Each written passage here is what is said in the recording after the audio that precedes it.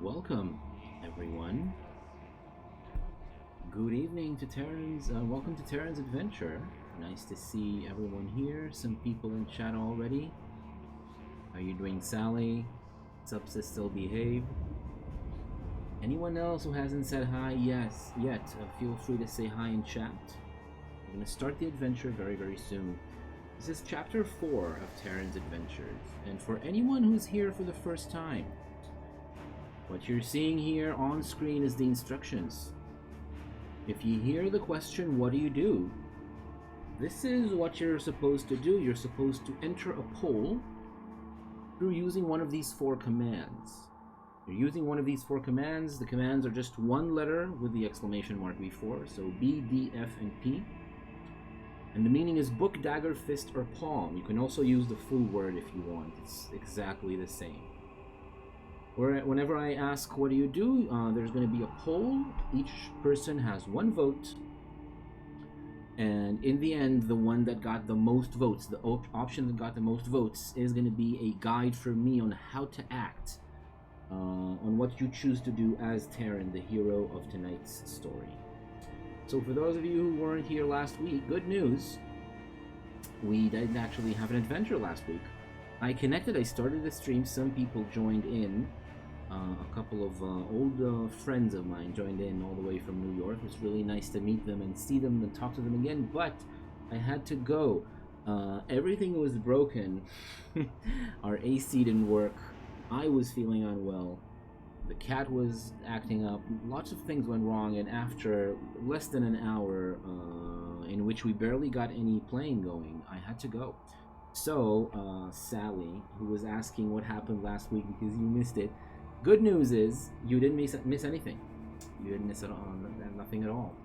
Yeah, that's true. Yeah, it was unpleasant, definitely unpleasant, but silver lining. You still have 100% track record of being here for Tarren's Adventures. I think, right? You did all the adventures, all the episodes, the 3 episodes we had up till now. You were here. So as I said, anyone new here, anyone who's new to the game, say hi and chat. We're gonna start in just a second. Let's remind ourselves a little bit about what we're up to, what we're doing. Tarren has these stats. These are the skills, the special skills that give you an extra chance when you do anything covered by one of these skills. You have your dagger. And you have this list of equipment, which, except for the backpack and the gold and silver coins,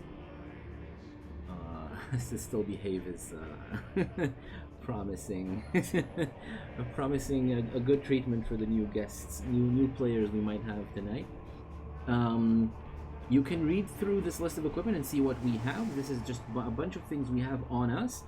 We also have stuff stowed at Olora's Tower, which is a location we visited in the past, and we have access to it. There's some things that we own that are stashed away there. And down here, this is the person who sent us on tonight's adventure. The last adventure we did was also prompted by a request by the alchemist, Garland Gerbleteeth. Garland sent us to tonight's adventure as well. Instead of sending us down a dark well into a system of tunnels, like last time, Garland sent us to a dark forest. Not a forest outside of the city, but a forest inside, a little wood inside Oriad, the big city that all the adventures up till now took place in. So it's an in-city, it's a wood that's contained in the city. The purpose of this wood is to give the noble men and women of the city a place to go out on hunts in the city. So large cities sometimes have this thing where they have gamekeepers who maintain a wood like inside the city, and that wood has some animals that you can hunt. So it's not huge, it's not a big sprawling forest. It's a wood that's contained in one of the districts of the city, one of the richer ones. And we start the game with you there. You're there in order to collect some orbs that are woven by big spiders that live in those woods. In those woods, there's some breed of spiders, large spiders who are active at night, and they weave very strong webs. They eat small animals, birds and rodents, and they use their webs to catch them. But they also weave orbs that they use in order to do some mysterious things that nobody's really sure of. Nobody's sure what they use these orbs for exactly. Telly's asking, what about the necromancer that we discovered last week? So still behave just like spiders. That's okay. Different opinions about the spiders. So we discovered a necromancer, and that necromancer was kind of connected to a cult, to some kind of like a group of people living underneath the city. There was a whole story there about revenge. These group of people who wanted something having to do with revenge against a specific religion, some kind of religious movement in the city, and we talked about it a little bit, and we said that we might go back there, and that might be a future adventure, but that's not going to be tonight. Tonight is going to be a new story, an adventure that happens in a different area of the city, and happens in a different area and concerns different kinds of threats and enemies. A Dro just joined him in Dragon Heist Game, and I'm going to try using a lot more spiders. Cool, yeah. So that Dro might feel a lot more comfortable around the spiders than the other player characters are. That's a good way to create drama, right? Using something that one of the characters might pursue and other characters might not like. Okay. So yeah, it's a pretty cool adventure. Yeah, you actually go on a heist in a big fantasy city. So maybe a little bit similar to here, right? You're in a big city, you're playing characters, and you get involved in all kinds of like politics between different factions. That's pretty cool. Never actually read through the adventure start to finish, I gotta admit. I don't know exactly what it's like, but it's supposed to be pretty cool. Nice. So we can start, and I'll start by describing that you are in a big dark forest, or I mean, not especially big. By now, you've walked a couple dozen meters into the forest, and the last signs of the city are. It's not actually a heist. There's options to create some. Oh, okay. It's not actually a heist. So what do you do? What is the adventure about? Huh. A misnomer. Yeah. Well, I bet if it's not a heist. The sounds of the city, all the lights in the streets have already disappeared behind you. You can only see the stars and the moon in the sky above, between the treetops, and around you just the trees. Tall grass, dark shapes, which are probably the rocks, the trunks of the trees, the bushes between them, different features of the forest that are now just kind of faded into a dark landscape around you, in which it's kind of hard to see any kind of detail. You still have your lantern and oil, and I'll remind you, in your backpack. If you want to actually use it or not, it's your decision, because it's going to make some tasks easier while others are going to become more difficult. And something else you can see is a trail of tracks on the ground. It's tracks of some kind of animal, some kind of large animal on the ground. So that's it. That's the only sign or feature you see, and the only bit of information you have, which I will also add now, is that these spiders live in the east side of the forest. You should go to the east edge. That's the only kind of direction that Garland gave you when he sent you out to hunt these silk orbs woven by the scary spiders in the forest. That's going to be the first poll for the night. Let's reset just to make sure, although I'm pretty sure the poll is reset. And I will ask you, what do you do? For your first action tonight, what do you do? You have one vote, one palm vote from Sally. Wi-Fi is very spotty. I can understand. Yeah, I get that. I get that. It sometimes happens. It's true.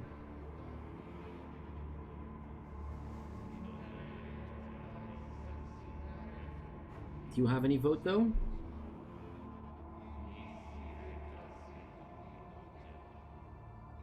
Alright, we're just with one vote for Palm. I think we're just going to stay with that vote for the beginning of the beginning of the adventure. However, it's not very clear for me what Palm means because Sally voted Palm. I'll ask you, Sally, what do you mean by Palm? You're alone right now in the forest. You're alone. You went out on your own.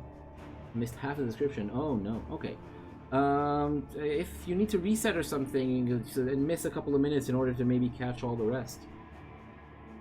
Try to find friendly animals. Oh, okay. Try to find friendly animals. That's interesting. Let's see. Do you have any kind of any special way to do that? You don't have any special way of communicating with animals or tempting to come close, getting them to cooperate with you. You're not much in nature, but that's one of the ways you can maybe get better at it. Oh, I forgot to update your stamina back up to starting value. Back up. Magic lore. I think befriending animals in the forest is not going to be magic lore because they're not magical animals. Mostly not magical animals, right? You don't have any information about anything magical going on here.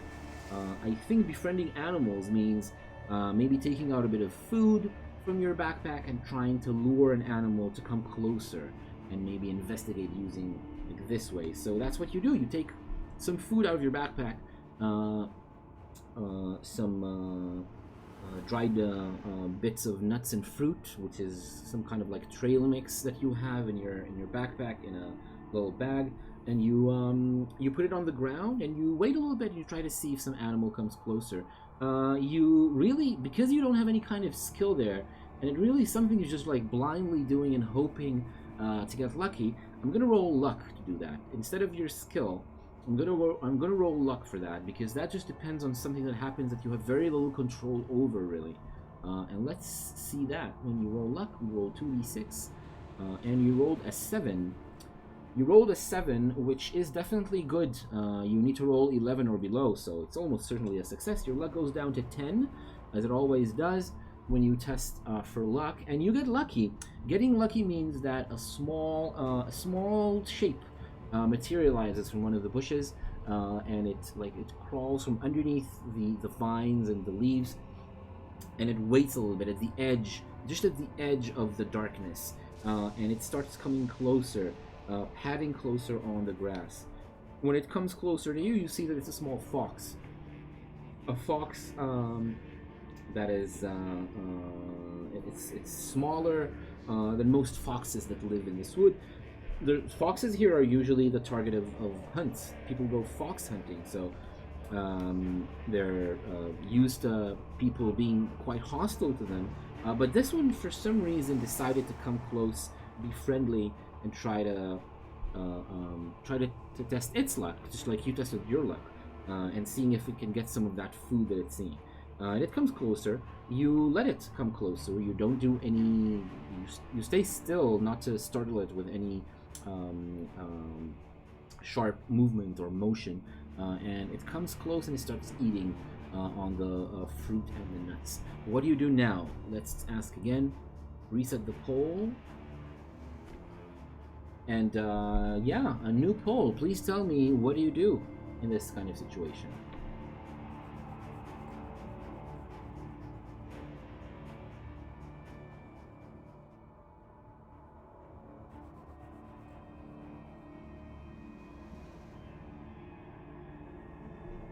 Alright, we have one vote for B, for book. Book using your knowledge, your skills, your senses, your craft, your magic.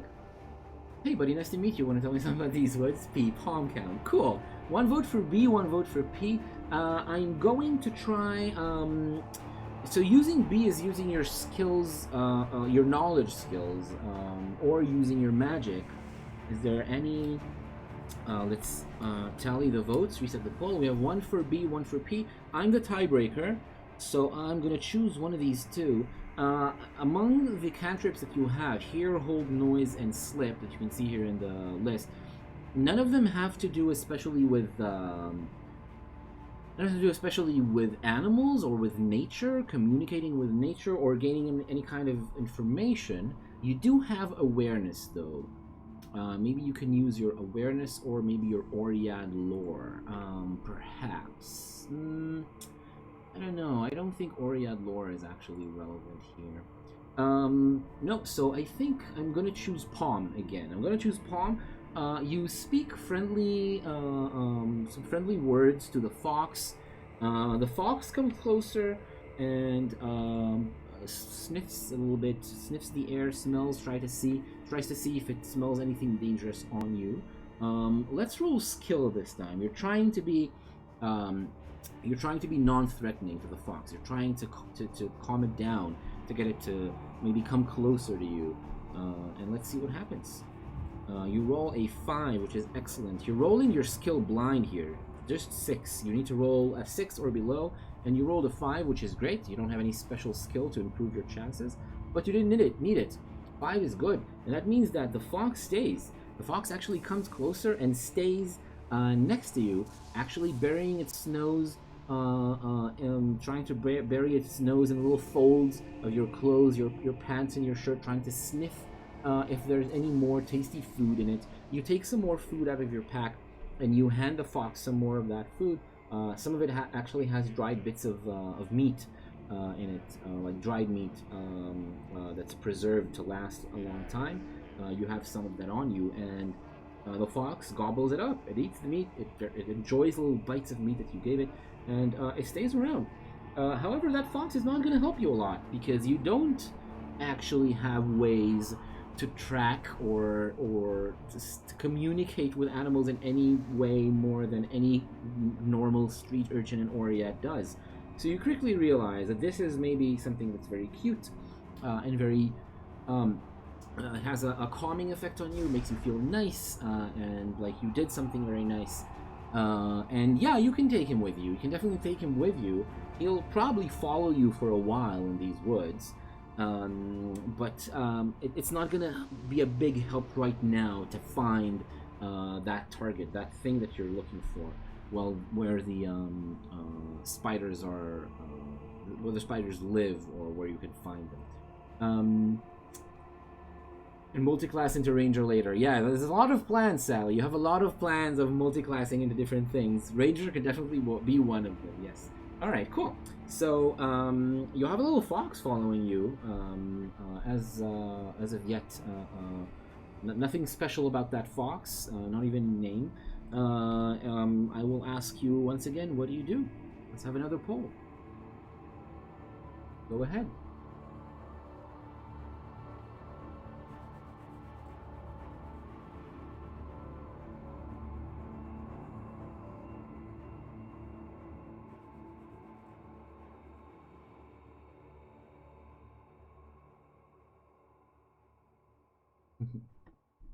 That's a good suggestion for a name. Yeah, might be a good suggestion. Cool, but what do you do though? New poll.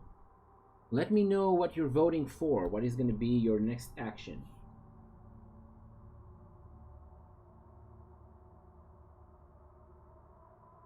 Two votes for book. Try to find signs of spiders. Yeah, so finding signs of these spiders is a good choice. It's a good option. And for this, I am gonna roll the best thing that you have. Right. So there's definitely nature lore that you can learn, but you don't have that. What you do have is Oriad lore, which is gonna be relevant for this because they are these spiders do live in a wood that exists within Oriad. And because they live around one of the edges of the wood, they do live next to an existing neighborhood. Like, they live next to people. And if these spiders are large spiders that hunt small animals, you figure maybe you can try to conjure some memory or some story or some kind of rumor that you know about the forest from what you know about the city. Your skill is a 6. Your Oriad lore is a 1, which means your total skill for this roll is a 7. Let's roll and see what happens. You rolled an 8. An 8 is not good. But rolling an 8 does mean that you get some information anyway. You do get some information. So I'll tell you what you remember. You remember that these spiders are known to be a bit of a nuisance, a bit of a problem in the eastern side of the forest. In fact, they want to get rid of them for a while, but they couldn't because they climb trees and live up in the trees, and sometimes they come down at night and they steal small animals. People who have like pets or like street animals like cats and rats who wander around the streets, they come out of the wood into the streets at night and they snatch small animals, and it's a bit of a problem. Nobody cares if they eat a rat once in a while, but if they eat a small dog that belongs to some family in the city, and it's like one of the rich neighborhoods, then it's a problem. So that's information that you have. That's something that you know, that you heard from rumors and stories about that wood and about the neighborhood that's right next to it on the east side, to the east side of the wood. Little fox is biting your toes, the toes of your boot, your leather boots, trying to bite to see if it's something tasty, but then gives up and realizes your leather boots aren't tasty at all. Yeah. Next question, next poll. Let's reset. What do you do?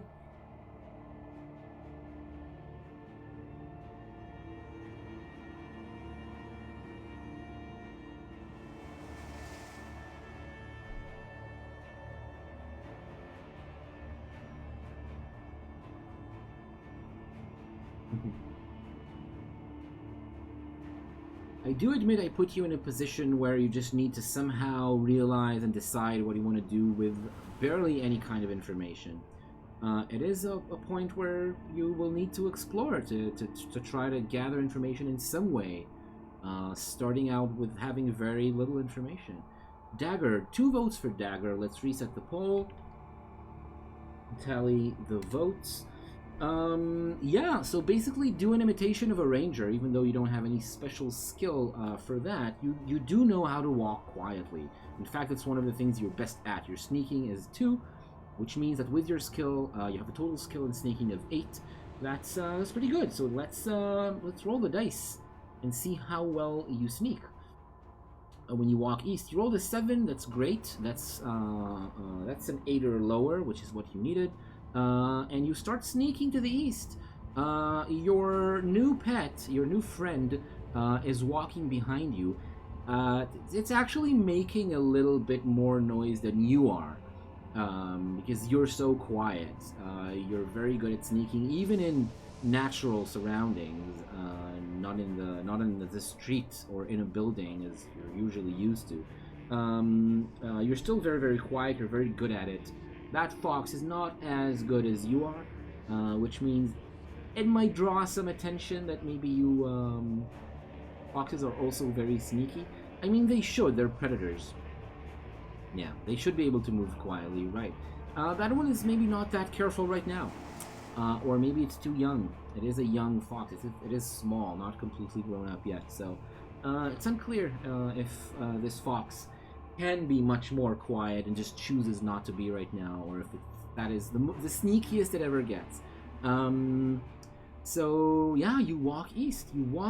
This is completely not the direction of the trail of tracks that you, a young fox. Completely not the direction of the trail of tracks that you saw when you just went in the woods. The tracks were leading some other direction.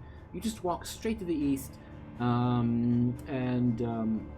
you're walking into a darker, less well-maintained part of the forest. This wood, I remind you, is maintained by gamekeepers whose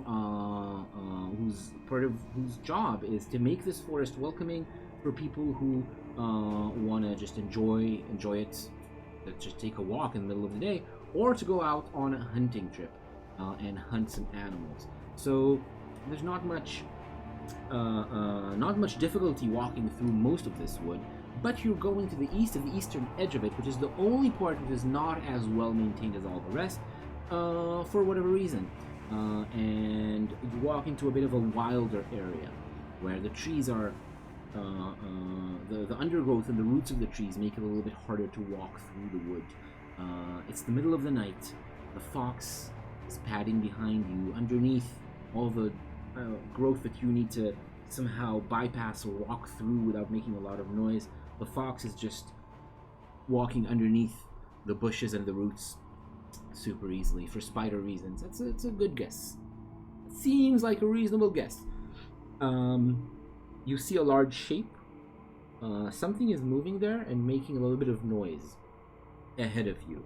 It's some kind of animal. It's big. It's at least human sized, and it's doing something. It hasn't noticed you yet, and it's digging or messing with something there, like on the ground. It's way too far and dark for you to see what exactly it's doing. What do you do? What do you choose to do? Tell me, please.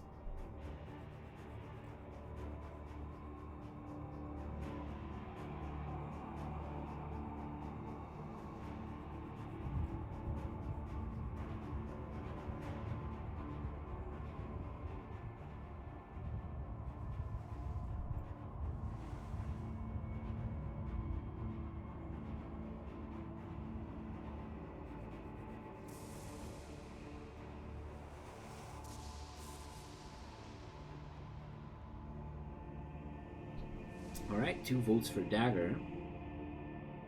Pretty good. Let's tally the votes. And yeah, it seems pretty clear that you want to just go around the animal, trying to get a little bit closer to see what it does, but not engage right now. You just want to get another look at it from a different angle.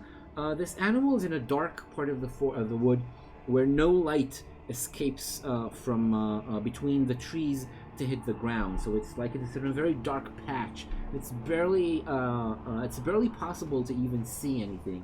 Now, because you rolled well on your sneaking roll before, I'm not going to make you roll again. I am, however, going to say that because you rolled a 7 on your sneaking roll, you're not going to get too close to the animal without it noticing you.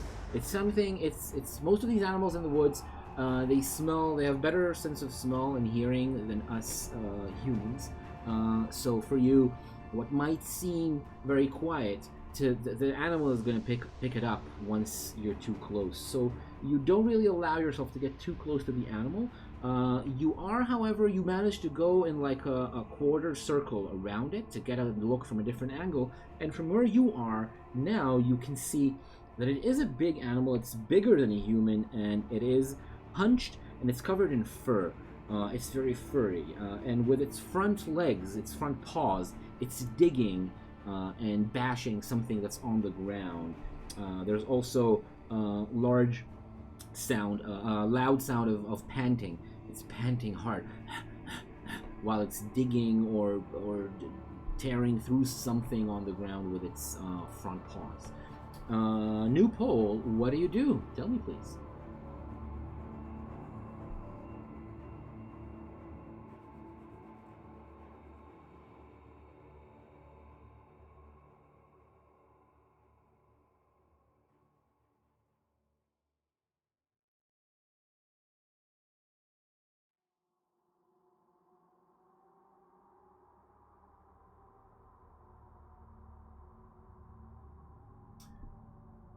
Alright, we have 2 votes for Palm. Very interesting.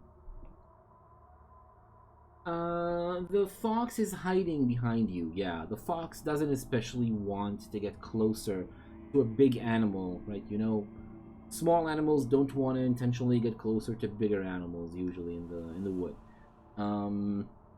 Okay, so 2 votes for Palm means that you want to be open with this animal.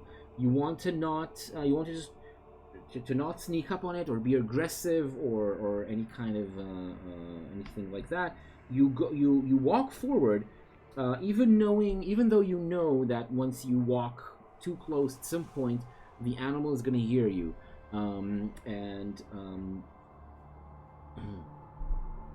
yeah, it doesn't run away. It doesn't run away quickly. You walk towards it. It gets up and it turns towards you. It turns towards you on its 2 hind legs, and it has 2 paws with some claws on them, sharp claws that are now up in the air, and you can see that they're stained, something dark like blood. It's covered in fur. It has a long snout, and when it looks at you, you realize it's a bear. It's a bear in the forest. It's covered in fur. It has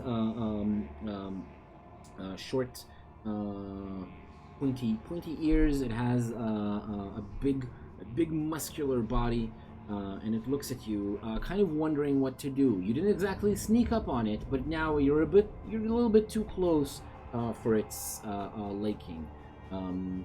Let's see another poem by Sally, the first for today. The forest green has trees like teeth that bite all us menfolk, and elves that seek out sneakily within their leafy cloak. When entering light flickering, its voiceless muttering claws, be weary of grey patches, for old spider's nest there grows.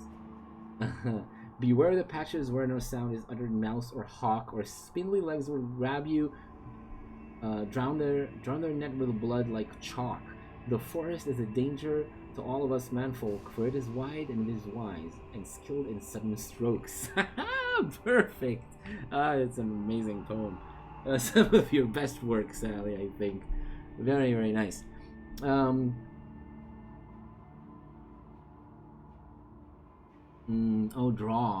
I thought it was drown, so it's supposed to be drown. Alright, so yeah, a new poll, and Sally already voted for Palm.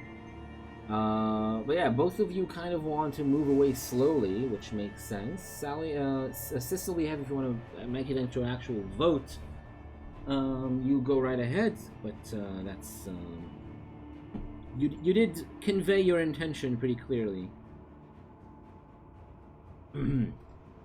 So let's reset the poll, and we see that there's one vote for Palm, but Sissel's Behave suggestion is very close to Sally's suggestion. Move away slowly. Sissel Behave also says, drop something that smells of human, and go away slowly. You smells human. You have a handkerchief that you use to wipe away dirt from your hands. It's a very, just not a personalized, expensive thing. It's just a small piece of cloth that you tore off of some ruined piece of clothes that you just threw away. So it's very easy to just throw it away on the ground, and you start walking back. You have official Parks and Rec suggested, yeah, the official suggestion of what to do when you encounter a bear. Alright, you have a persuasion skill, which you didn't used to have before. You really wanted to have a persuasion skill, so you bought one with experience, and I think that might be the thing that's most fitting right now. I mean, persuasion... They say run. Oh, okay. So persuasion is, I think, more for people still. It's going to be more for people. I'm going to roll, and we'll see what it's like. If you roll 7 or low, let's say you hit some kind of partial success with persuasion. But if you roll at 6 or less, it's going to be a full success. So let's see what you roll. We roll an 8. So even if we add persuasion, it's still just a 7, and 8 is over your skill, even with persuasion, even if it was relevant, which means that this bear is not very happy to see you, and doesn't really buy the attempt you made at placating it with something that smells like you, something that smells human. It walks forward through the trees, and to your surprise, maybe, I don't know if you've ever met a bear before face to face. Maybe you probably didn't. I mean, you've been out of the city and you've been outside in the outdoors, but I don't know if you've been there long enough to actually see a bear. That one walks on its 2 hind legs. It doesn't run after you. It doesn't chase you. It just walks through the undergrowth like a human would, like a person would. And it looks at you and it starts growling. I will ask again, what do you do with this bear that seems to be unhappy with you, well, not sneaking, but with you walking close to it and looking around to see... Oh, I didn't reset the poll. Oops. Alright, I reset after Sally voted. So there's one vote for Dagger, but there might be another one. if Sister Behave has a vote. Do you have a vote of anything to do?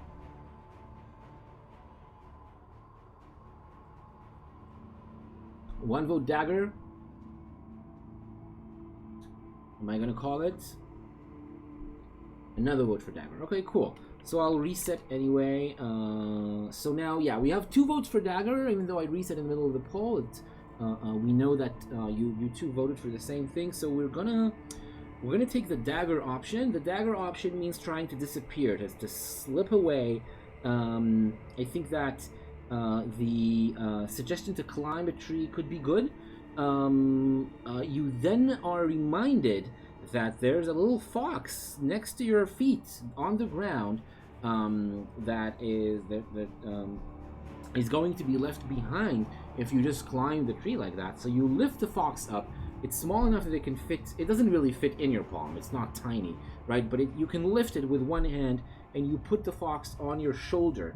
Just let it perch on your shoulder. The fox hangs there with claws that dig a little bit into your back, the back of your shoulder. It's not especially happy with what's happening, but it sees the bear and wants to get away from the bear.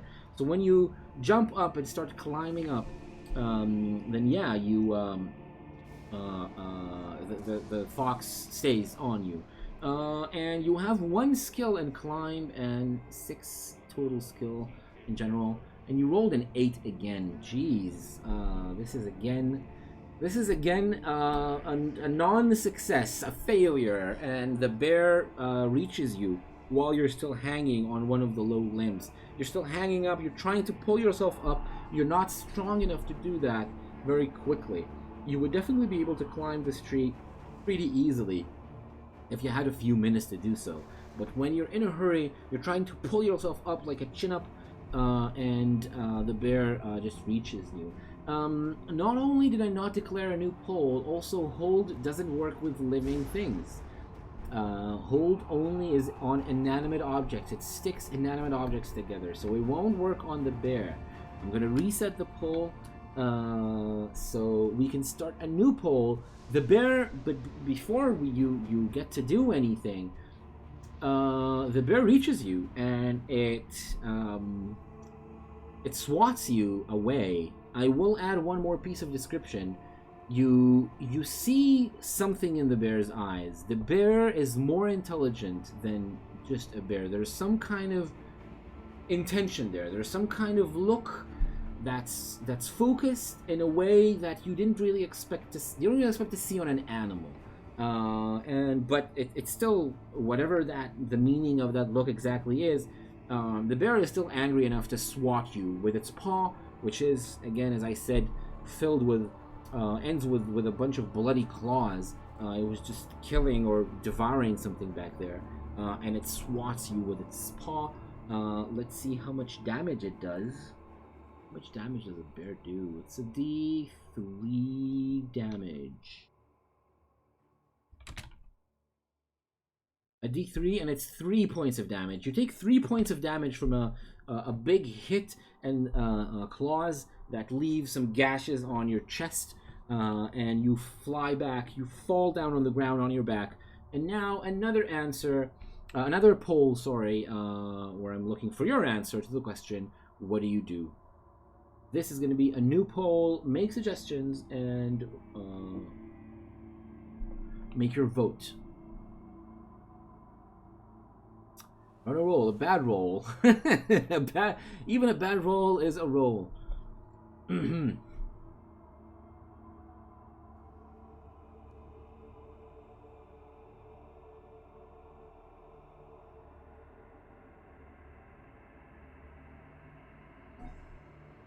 Alright, so 1 vote book, 1 vote fist. Let's reset the poll and tally the votes. There's some specific suggestions there, but first of all, we need to choose between book and fist. Book is being crafty, using the surroundings to your advantage. Fist is to do something directly. I don't really like taking the direct brute approach, the brute force approach with a bear, even if it is a bear that's a little bit unusual. So I'm gonna choose the book option, and the book option means, first of all, I'm going to now let you roll magic lore. Okay, we're going to start by rolling magic lore because there's something that's unusual. Let's see if you can recognize what's going on. You roll an 8 again. Magic lore is a total of 7, like many of your other skills. So, yeah, no, that's not a success. You don't really recognize what's going on with this bear. Hey, Secret Cabin. What's up? We're in the middle of an adventure. You're in a forest, and you've been attacked by a bear. A bear! And yeah, your magic lore doesn't get you anywhere, but I'm going to take Sit Still Behave suggestion and cast the noise cantrip. You're going to cast the noise cantrip in order to make some kind of another 8. Yeah, I don't. Sometimes it seems like you in a particular session is always the same number. The previous, like last week or the week before, it was always an 11. No, not 11. It was always, I don't know. It was all again always the same number. It was very annoying. Anyway, when you cast a cantrip, you take your magic score, which is 2. You add it to your minor magic special skill, which you can't see right now. So I'll move it a little bit to see that there's 1, total of 3. But then you add 6 to it. Because it's a cantrip. Cantrips are very easy to cast. So, yeah, it's a big difference. Every difference of +1 or -1 is a big difference in the system because you're rolling a 2d6, 2 6-sided dice. It's not like a d20. Yeah, you're gonna roll to cast the cantrip. You need to roll a 9 or below. A 9 or below, it's a pretty good chance. You rolled a 3, that's excellent. A 3 means that it's a smashing success. You don't lose any power points, any magic points, and you cast noise where you make the noise of some animal running through the forest appear to your left side and away, like a few meters away, hoping it'll distract the bear, and it does. The bear stands up. Again, it's on its hind legs. It's walking on its hind legs. Very unusual for a bear. And it looks to its right, the direction you made the noise appear from, and it looks over there. And you are free for a second. You are free to act. I'm gonna start another poll and ask, what do you do? Secret Cabin, it's the first time you're here. I will let you know that to vote, you use one of these 4 commands. When you hear the question, what do you do? It means that you choose for Tarren what they do, our hero Tarren. So you choose either book, dagger, fist, or palm. These are your 4 options. And now you are lying on the ground on your back with an angry bear that's been momentarily distracted underneath you. What do you do? One of these 4 options. A new poll. Go ahead and make your votes. Right, so cool, we have a vote. We have 3 votes. I'm going to reset the poll now. There are some other people in chat. If you're just lurking, come here, come over, say hi if you want to, and join the game if you feel like it. Right now I'm going to reset the poll, tally the votes, and you can clearly see the dagger won with 2 votes, which means that you choose the sneaky, stealthy approach, which means that when the bear looks away, you roll into some thick, low, like bushy shadow that you hope will allow you to roll through, will not be not impede your movement too much to just trap you further. Let's see what your skill for that is going to be. I'm gonna roll sneaking again, probably. I think that's going to be sneaking, even though it's rolling really quickly. The fox is on your shoulder, yeah. I mean, I think when the bear struck you, the fox just flew away a little bit. Yeah, the fox landed behind you. Not harmed, of course. It's a nimble fox. So yeah, no, the fox is not on your shoulder. You can roll safely, and the fox is going to come after you.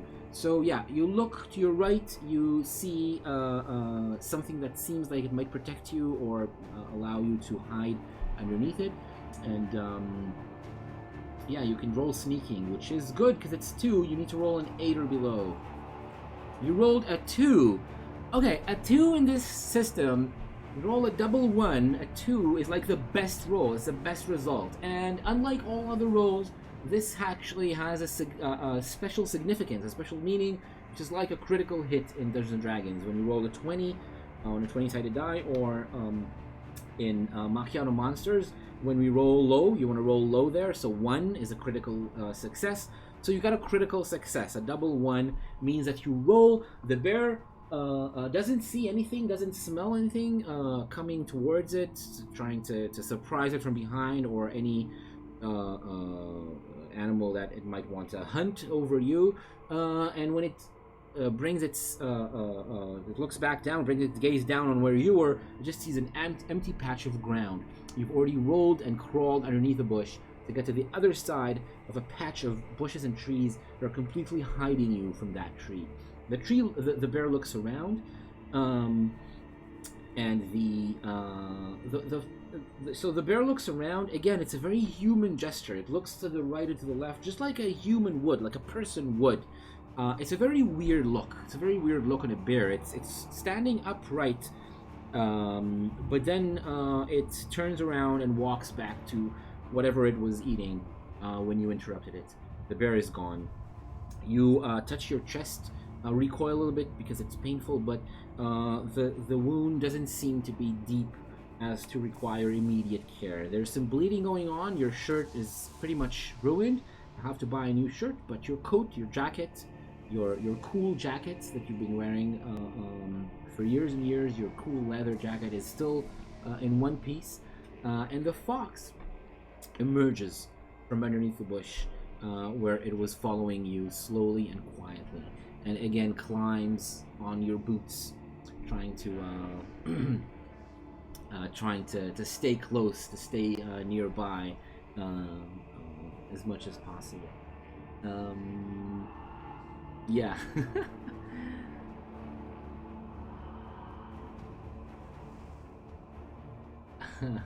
Nice. I'm looking at your emojis. These are cool emojis.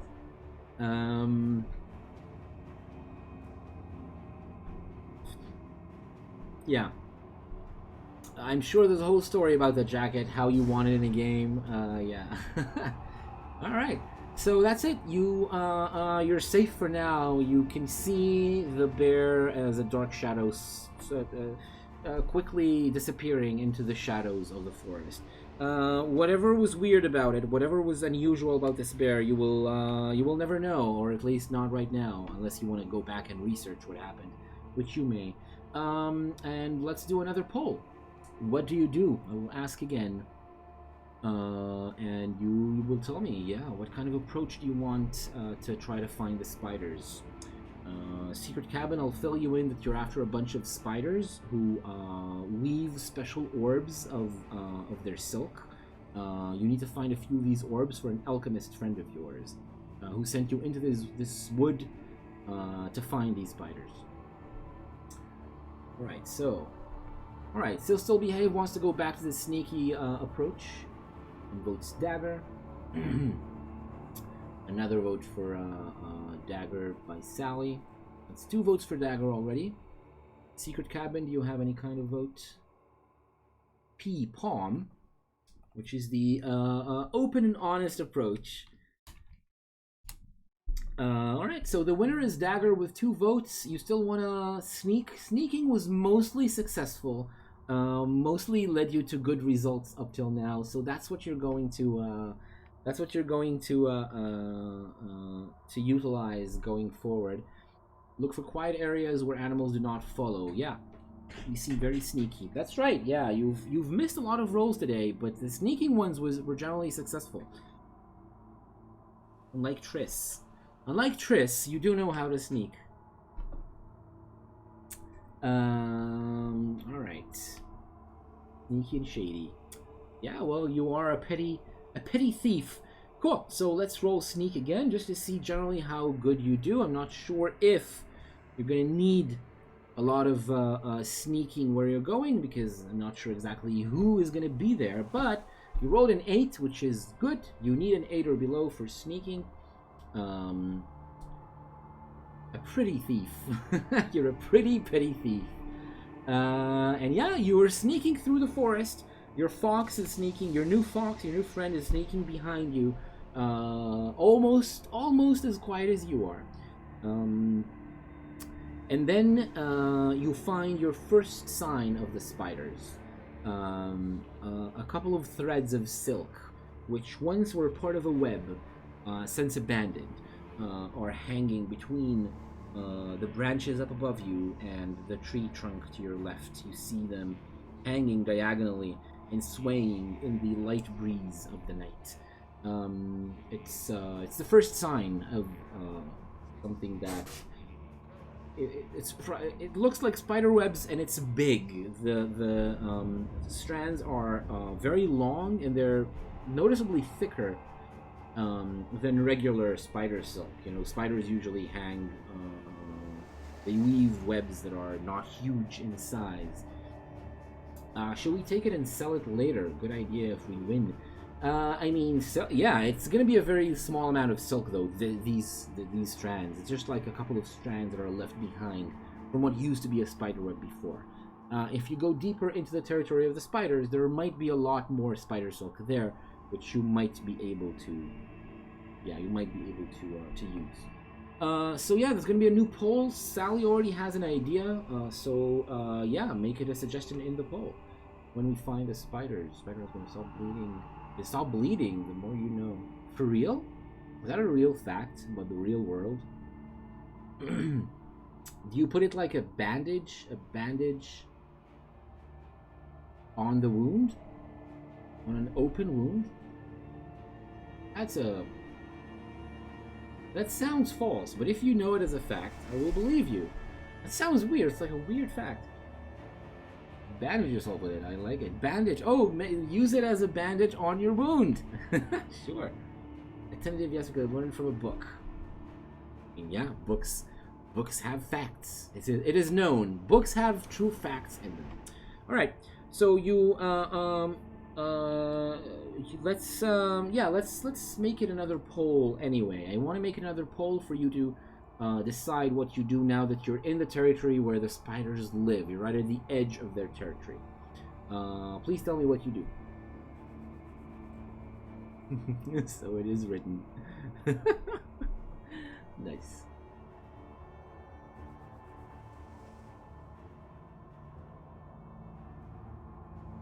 Do we have some suggestions? Do we have some votes for the new poll?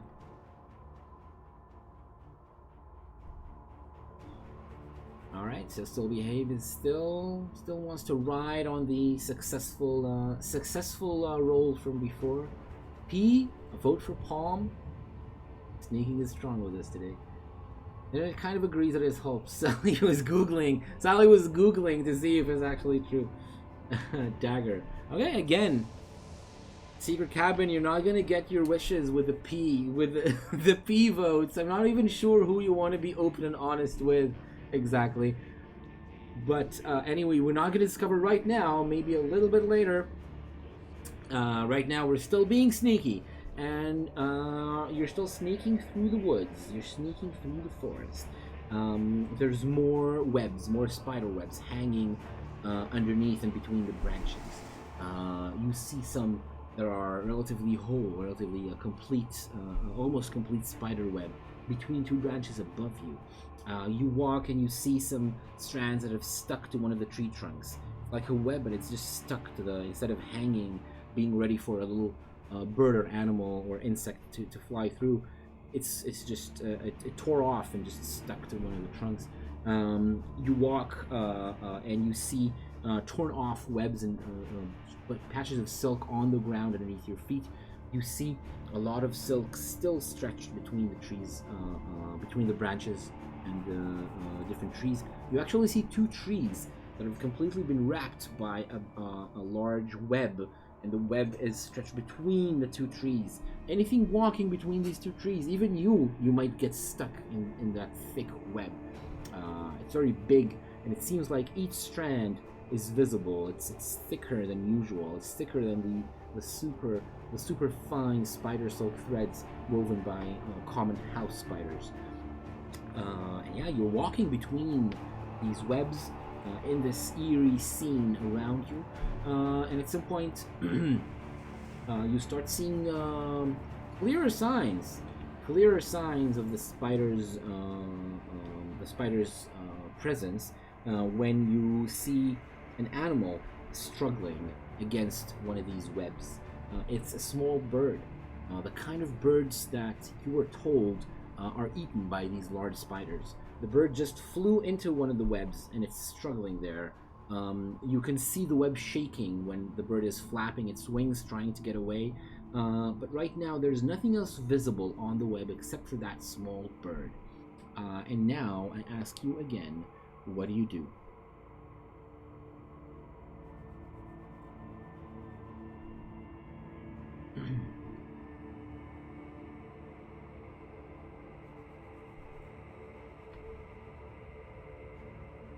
Alright. Dagger, book. One dagger, one book. Two book. Alright, two. So two votes for book. So using your knowledge of the surroundings or trying to craft something, using your senses, thinking and formulating a plan, which I kind of like. Yeah, so let's start by rolling awareness. Let's start by rolling awareness to see if something is... Sally is reminding us again that we have a magic sword. That's true. If we need to cut the web, if you have a need to cut some of the web, maybe the magic sword you have. And actually, you actually now have some sword skill that you just learned the previous adventure. You learned some skill with swords, so you can maybe use the sword to do some useful things like cut spider webs. But right now, that's not what you're going to do. You chose a more careful approach of trying to use to look and use maybe your surroundings. Let's roll awareness. Awareness is another one of those skills you have 2 in, which means plus your total skill, your regular skill of 6, it's a total of 8. That's pretty good. And you rolled a 10. Oh no, you rolled a 10. You're not very aware. Well, you don't notice a lot around you. In fact, you do not notice the large spider on the tree above you, right above your head. There's a spider there. You see nothing of that spider while you're looking at the bird that's flapping against the web and trying to break free. The spider who wove that web is above you right now. It's you have the magic sword. You have the magic sword to do it with. But no, you don't even see the spider right now. You don't even see the spider.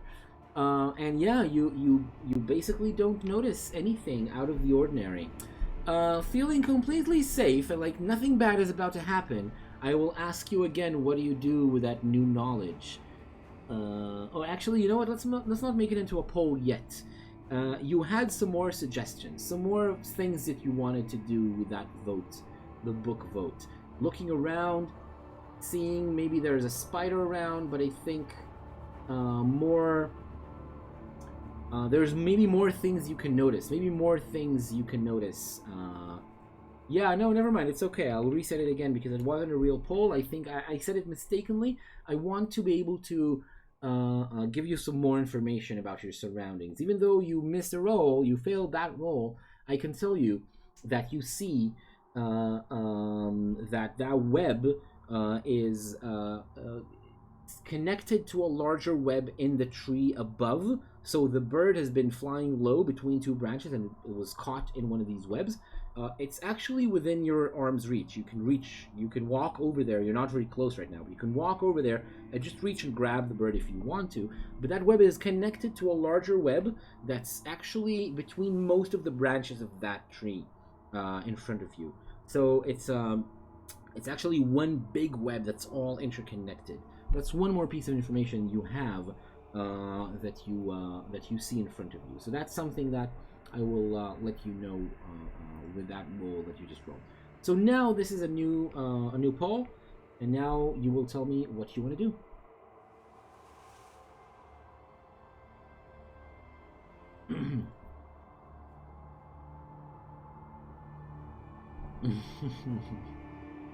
Yeah, I mean, you're in a tight spot, a worrying situation. I agree. All right, D. To still behave is is holding with D. B for Sally. All right, cool, cool. Becoming B, probably study to see if you can go unharmed. What do you mean unharmed? What do you mean study to see if you can go unharmed? I mean, you definitely know you don't want to take any harm, but what do you mean study? Keep sneaking a bit longer. We're looking for spiders, and as long as we haven't seen any, the bird is safe. Well, seems trap-like. Yeah, it seems like it was. Yeah, it was made into some kind of a trap. There's a bird in the trap. Definitely, yeah. Well, I'm not sure exactly what you mean by study, though. Looking around, you've already looked. You've gained as much information as you can by just looking around you. So, book, I will go with Sally's suggestion. Let's tally the votes. Book is definitely the winner with 2 votes. So I'm going to let Sally's suggestion to be the one that we actually take, the one that you actually use, which means that you do take out of your pack the lantern and oil that you have. You have a lantern and oil, which should be easy to use. To turn on the light in the lantern, and then you will have a little source of fire, and that's what you want right now. So you take out the lantern, you take out your flint and steel, and little wick that you can use to light the oil in the lantern, and you start creating sparks and heat in order to light the wick. And soon enough, there's some sparks happening. The loud sound of grating of the flint and steel that you're using, however, is kind of echoing around you in the dark and quiet night in the forest. So you're sure that whatever is around, if there is something around, it's going to be able to hear you lighting up this fire, and is soon enough going to see the flame very clearly. Let's roll awareness one more time. That awareness is going to be... No, actually, let's roll luck. Let's make it a luck roll, because you haven't seen the spider. Maybe you're going to get lucky. 2d6. You made it. 8 is definitely 10 or below. Luck goes down to 9. Your luck slowly runs out, but you are lucky enough to be not in the right spot when the spider just drops from the tree above you, hoping to land right on your head, but it doesn't. It lands on the ground. This spider is the size of a medium-sized dog. That's the size of the spider. It's a little bit shorter than a dog, but wider. Has long, furry, hairy legs. And that spider is dark and black, looking at you and aiming to jump on you and stick you with its sting. So the fire is not lit yet, Sally. You haven't managed to light the fire yet. It's just like a small flame that is starting to burn the wick that's hanging outside of the lantern. That's something that you're not going to be able to use this instant. Yeah, what do? There's a spider there. You got lucky and it's not on your head, but it's still next to you, trying to jump on you and kill you and sting you. All right, 1 vote for Fist. The direct approach. Does the spider look heavily armored? Just normal spider carapace. It doesn't look like it has any special armor. No, it doesn't look like it.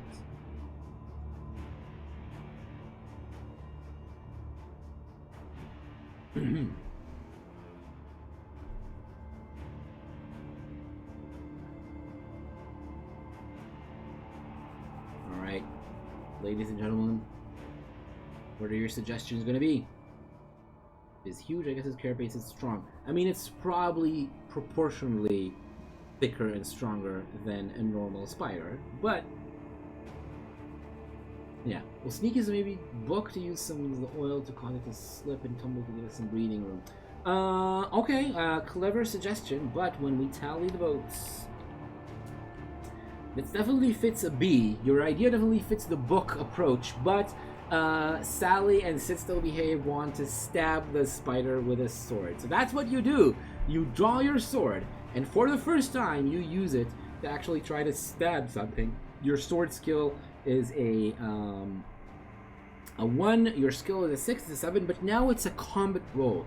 Combat rolls are instead of being roll low, like roll below or equal to your skill, you roll and you add your skill, you add your total skill to the roll, and then your opponent rolls and adds their skill to the roll as well. That spider is not very skilled. It has only a 5 in its combat skill, so it's not going to be a very difficult match for you. You draw your sword, you try to stab. So the spider rolls first.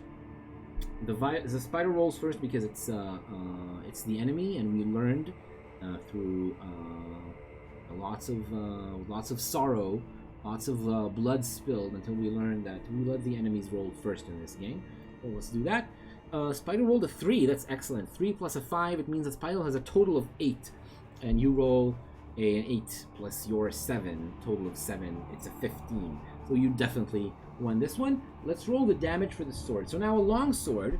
Ooh, how much damage does a long sword do? Oh, that's a good question.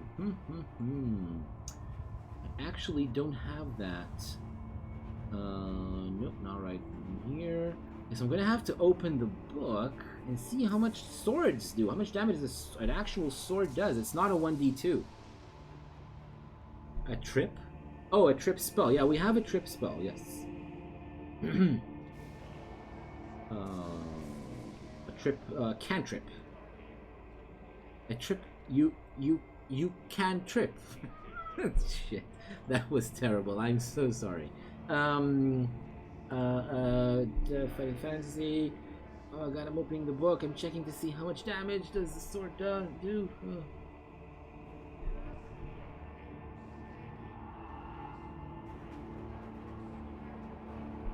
I don't know how much use the slip cantrip is going to be against an enemy with 8 legs, though. That's a good question, right? It slips. At least a d6 psychic damage from that pun.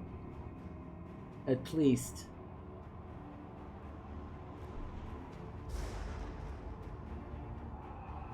Game rule, blah blah blah. Combat weapons. Yes. Alright, there it is. A sword does 1d3 plus 1. Oh, that's good. It's good damage. 1d3 plus 1 is much more than the dagger does. Okay, I'm gonna write it down here. Sword, 1d3 plus 1. Right. Okay.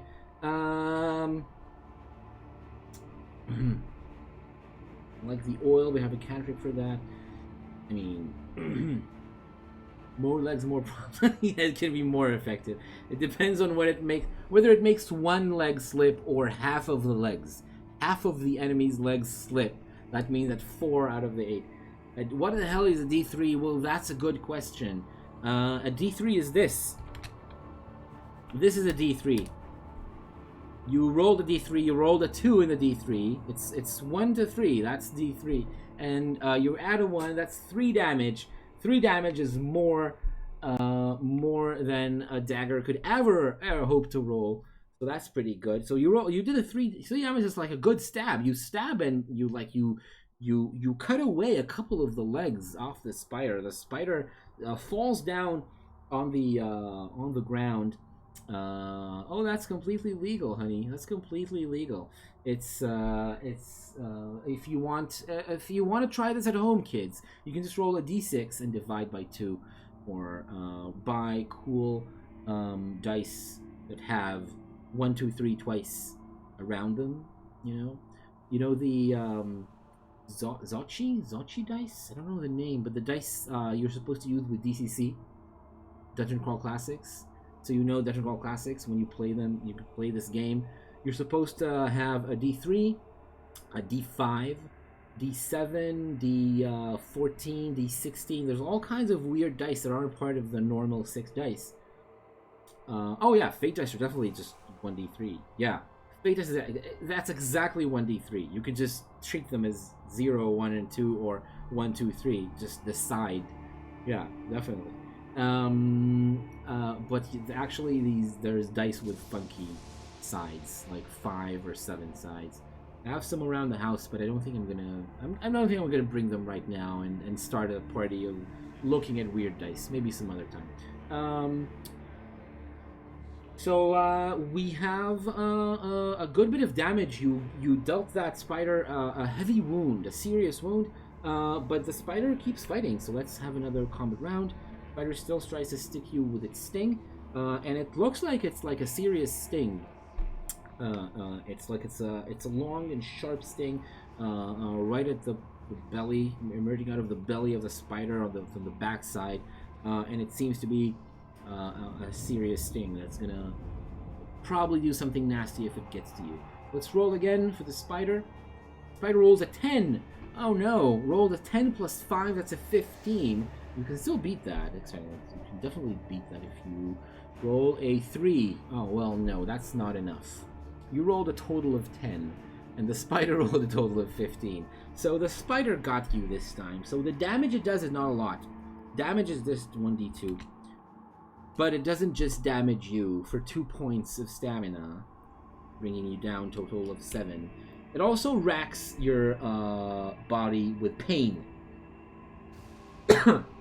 You feel from where the spider landed on your chest, and then stung you in your, not quite in your belly and your abdomen, but a little to the side, on your waist, like on your left side, and you immediately feel a pain starting to spread around the left side of your body. It starts spreading down into your hip, your leg, flowing with your blood into your leg, and it starts burning up as if you're on fire. The thing that you wanted to do to the spider before, the spider is making you feel right now. Now the spider is on you. It's on you, and you need to roll again. The spider rolls a 10 again. Oh no! Oh no! Now you roll, because of the pain, you lose 1 point of skill. You have only 5 skill. You have only 5 skill.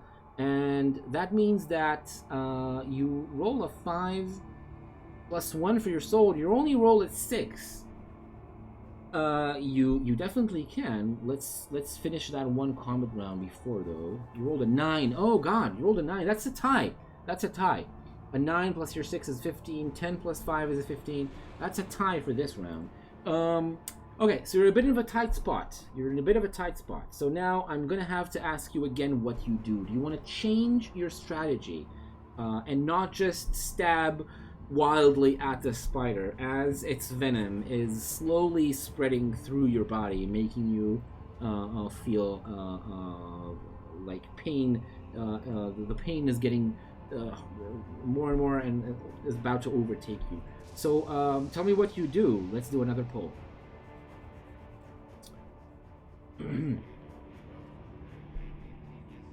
Definitely have to reassess. You're absolutely right.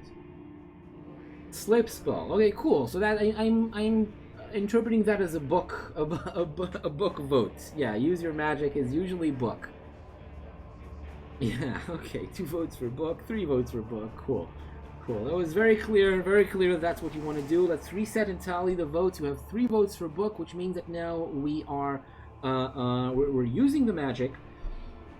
Your hopefully funny song. Oh, I didn't read the song. What I say when I'm on a table in the good old dove, and I have to choose a die to save my soul and life. What I say to stupid thugs before they take me up above and throw me down back to the pub with painful pain to scrub. I want to roll a D3. Do you have it, mate? It's my lucky roll to determine fate. With it, I'm always free. You'll never ever find a D3. That's brilliant. Not a poem. Oh, I'm sorry. It's not a poem. Is it a drinking song? I think it's a drinking song to be drunk at a late hour in a pub when everyone's totally wasted. I think that's what it is, isn't it? Okay. So, yeah, let's. Gladly, your magic score wasn't affected by the pain. It's not affected by the venom, so it's still 2. You didn't take your magic score down from 2, so you have 2 plus 1 magic minor skill. That's a 3 plus 6. It's still a 9, just like before. And you try to roll a slip to cast a slip cantrip. Let's roll. and get a 3, which is excellent. It's much lower than what you need. You cast the slip spell. The spider slips because it's on a vertical surface. It's on your chest. It's trying to sting you again. Instead of stinging you, it just slips down on its back on the floor and starts swinging its legs, its remaining legs, 6 out of its 8 original legs around. You see like a big gash where 2 of its legs are missing around its left side, right? Where you just cut them off along with some part of its body. What do you do now? Next poll. Already ready to do something new. Tell me what you do. Slipping spell activates. Yep, that's what you did.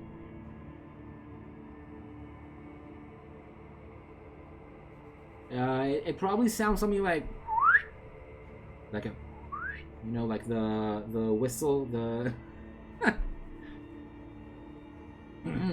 trap it in something. You can try. You can definitely try. You do need to vote for it though, for it to actually happen. Alright, so 1 vote D. Cool, 1 vote D for Sally. Any more votes? Another D for Secret Cabin. 2 votes for D. Alright, 2 votes for Dagger. Cool. Alright.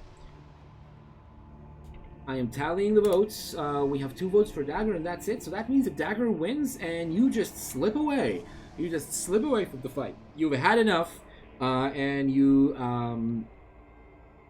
go for Book. Well, that's true. This one, Dagger already won. So you just slip away behind the nearest tree. Not the one with all the webs. Not the one with all the webs. You want to climb the tree and to fall to its death. The spider's not going to die from falling from a tree. I'll remind you that if you know that or not. Even if it's the size of a dog, right? From falling like from 2-3 meters up, it's not going to die probably, right? Oh, the Wi-Fi. Oh man, you're sure it's the Wi-Fi, not your internet connection at home, like your home, like from the outside? All right. So you try to climb the tree. You walk behind the tree. You sneak. You like disappear behind the nearest tree, not the one covered in spider webs. It's not a 20-meter tree, although you can climb up like 6-7 meters above the ground. You can climb up to about 6-7 meters before you get to the top of the tree. All right, so there are. I'm imagining an Israeli forest with small, tiny trees. You're not going to encounter any webbing with this tree. You're just going to try to climb up the tree. Your climb is your current 5 skill, only 5 skill plus 1 climb is a total of 6. Total of 6. It's not very high odds. And you roll a 4, which is excellent. You make it up to the tree.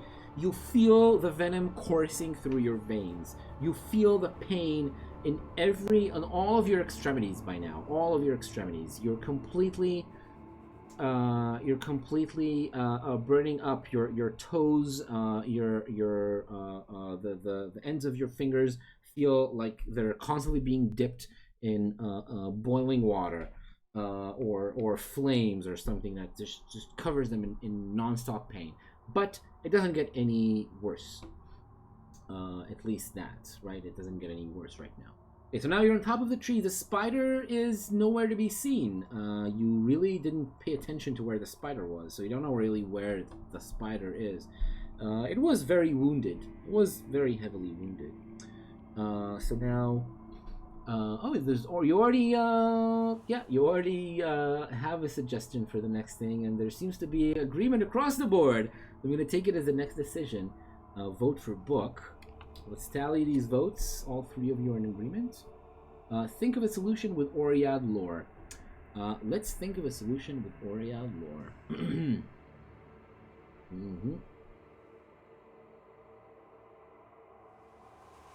Okay, you rolled a 3, which is excellent. Oread lore of 1, skill of 5. 3 is definitely a big success.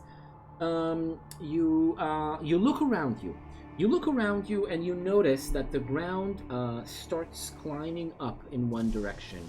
to the northeast of you, and you recognize roughly where you are. There is a small patch of elevated ground, like a hill, in this in in city intercity, not intercity. Intercity is outside of the city, right? In this this wood that is contained within the city is what I'm going for. There is like a small hill, and it ends in a cliff that is overlooking the street beyond. Right, it's the edge of the wood. On one side is like a hill that ends in a cliff.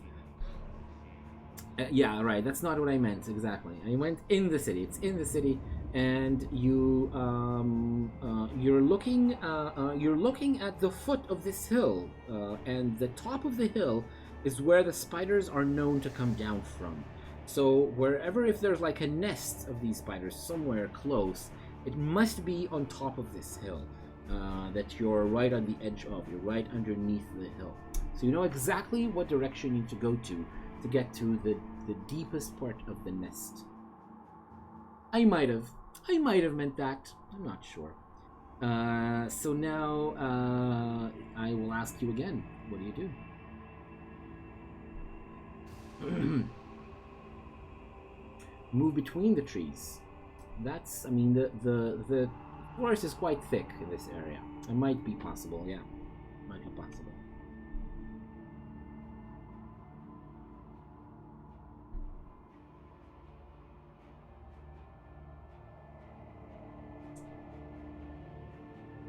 Cool, 1 vote dagger.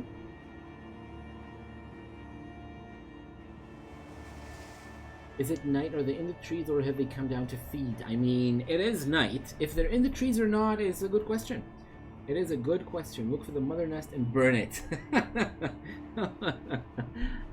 Great call. Everyone here is for burning, especially Sally, remembering all the good times we've had burning our way through the Shamutanti Hills. That's the great suggestion. We'll see if you find the central mother lode today. You do need to retrieve some things, right? The orbs are made of silk. They're also flammable, just to remind you. You do need to find some of these orbs and stow them away and take them with you. So the frog princess is far away in a different world. The frog, Mrs. Daisy McGilligully, if I remember correctly, was the name. Okay, so you want to start moving between the trees. I will reset the poll. Yeah, we have 3 votes for dagger again, an agreement across the board. And you will use your climb skill still. It's something that I will. Yeah. Also, it belongs to people. This wood belongs to people. That's true. But again, your call. Okay, so let's use your climb skill. You rolled a 4 again. That's excellent rolls. Suddenly you've become very lucky tonight. You have suddenly become a much better adventurer than you were about an hour ago. And you start swinging between the treetops, jumping from branch to branch, and bypassing all the trees which have webs on them. There's more and more trees which have webs woven between the branches, even covering them up, looking like the trees are covered in veils, shimmering veils that reflect the star and moonlight. It's made of tiny little strings made of pearl. But in fact, as pretty as it might look from a distance, when you look at it from a shorter distance, when you just go very, very close to these treetops covered in webs, you see that the tops of the trees, between the branches, in the webs, they're full of little bundles of webbing, little silk bundles, which must be covering up little prey animals that these spiders have caught and rolled up in these silk bundles. So much less of a beautiful sight from up close. Luckily, though, you are nimble enough to avoid these webs and jump between the branches. Not a poll yet, Sally. Not a poll yet. I'm going to ask you what you do in a second. So now I'm going to reset. And I will I will describe. There was a question of what happened to the fox. The fox was eventually left behind. The fox can't climb and jump after you on the tree between the trees, right? I think, unless you make some special accommodation somehow, you take the fox with you. I guess my question is, do you take the fox with you? You know, I don't know. Do you take the fox with you? It's a poll, but it's you don't need to vote with one of our usual options. You could just say yes or no. You take the fox in your backpack. Okay, there's a suggestion to put it in your backpack. Of course, yes. Alright. Backpack, then sure. I don't know if we would in the moment. Good question. Good question. There seems to be yeah.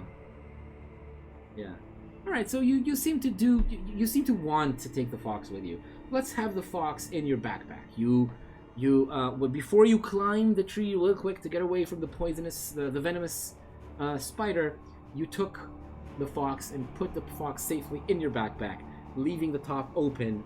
You know, leaving the strings open to have the fox, like to have the little a little opening for the fox to maybe look outside and be able to run away if needed. So yeah, you jump from treetop to treetop between branches with the fox safely stowed away in your backpack. And now you have come to a point where you've already climbed most of the hill, and now too many of the treetops are covered in these webs. You cannot move between the treetops anymore. You realize this avenue of progress is kind of blocked to you from now on. You're gonna have to get back down on the ground. However, spiders are there. You notice some of them on the webs between the branches of the trees. They scurry from treetop to treetop. They scurry between the webs, on the webs between the branches, and they go into and out of your view a little bit too quickly for you to feel comfortable and safe on the top of the tree. You have to hold yourself in place, and you're not completely free to move if you need to start fighting with your sword while you're up there between the branches of the tree. And now, I will ask you again what you do with this new information in this new situation that you're in. Sally has already cast her vote, the vote for book. Choose one of the 4 votes. Ulraf, I see that you've joined us. You have these 4 options. Exactly. You voted for dagger. Cool. And 1 vote for book and 1 for dagger. Any more votes? Any other participants who want to cast their vote to decide what we're gonna do in this tight situation? Don't want to mess with spiders. Yeah, I mean, makes sense. Be cooperative and try to get a woodland animal to cause distraction. Would that be dagger? That would be probably palm. Yeah, I mean, you can cast your vote, but then also make a suggestion. The vote is more important, but you can make a suggestion to try to explain to me what you meant when you made the vote. Dagger also fits. Dagger also fits because it's like being deceptive. So creating a distraction can be interpreted as dagger as well. Yeah, but I don't see any more votes right now. Another vote for dagger. Yeah, okay, so there is 2 votes for dagger. Cecil behaves abstaining because the Wi-Fi is still patchy, unfortunately. Yeah, I think even though your suggestion, Sally, wasn't the one that was that won the vote, we got 2 votes for dagger. I think creating a distraction could be releasing some of these animals, right? So you draw your dagger, not the sword, in this situation. The dagger, which is a little bit more like easier to manipulate small objects or with and make careful incisions, and you want to. What you want to do is release some of these animals. It doesn't even take a roll, I think. You're already climbing nimbly on the trees, the treetops. Nothing is really preventing you from just doing these things. Just cutting through some of these webs and letting some of the animals out. Now, some of them, it's like you start with a closed like bundle of silk, you cut it open, it's a mess of half liquefied limbs inside that used to be an animal, right? It's long gone. It's dead for a while. It's been poisoned, killed, and bundled in silk. It's not alive. But you look around and you see some darker shapes, which are animals that haven't been caught yet. You see like 3 of them, a couple of birds, and like a squirrel or something like that. And you, yeah, it's not a nice sight. It's not a nice sight, but you do manage to see some of these some animals that are still alive, caught in the webs and starting to get covered by them, but they haven't been killed by a spider yet. They haven't been kept there and bundled in silk for later, to serve as a meal later on. So you do climb closer to some of these animals and you cut them with a few hacks of the dagger, and the birds start fighting and getting free, and mostly falling down to the ground because they still have some silk on their wings. They can't fly very well, but they just hop on the ground trying to find a place to run away, like a path to run away from the webs. And the squirrel jumps quickly to a branch of a tree that is one of the trees that are clear of the webs, and immediately climbs up to the top of the tree. And as a result of what you did, immediately the spiders start coming out. They start coming out to see who is messing with their webs. Because you chose the dagger approach, which means creating a distraction, these spiders are not gonna notice you right away. You're still hidden, and these animals are what is in these spiders' minds right now. This is what spiders give attention to at this moment. So now that you've created a distraction, what do? Tell me what your next action is going to be.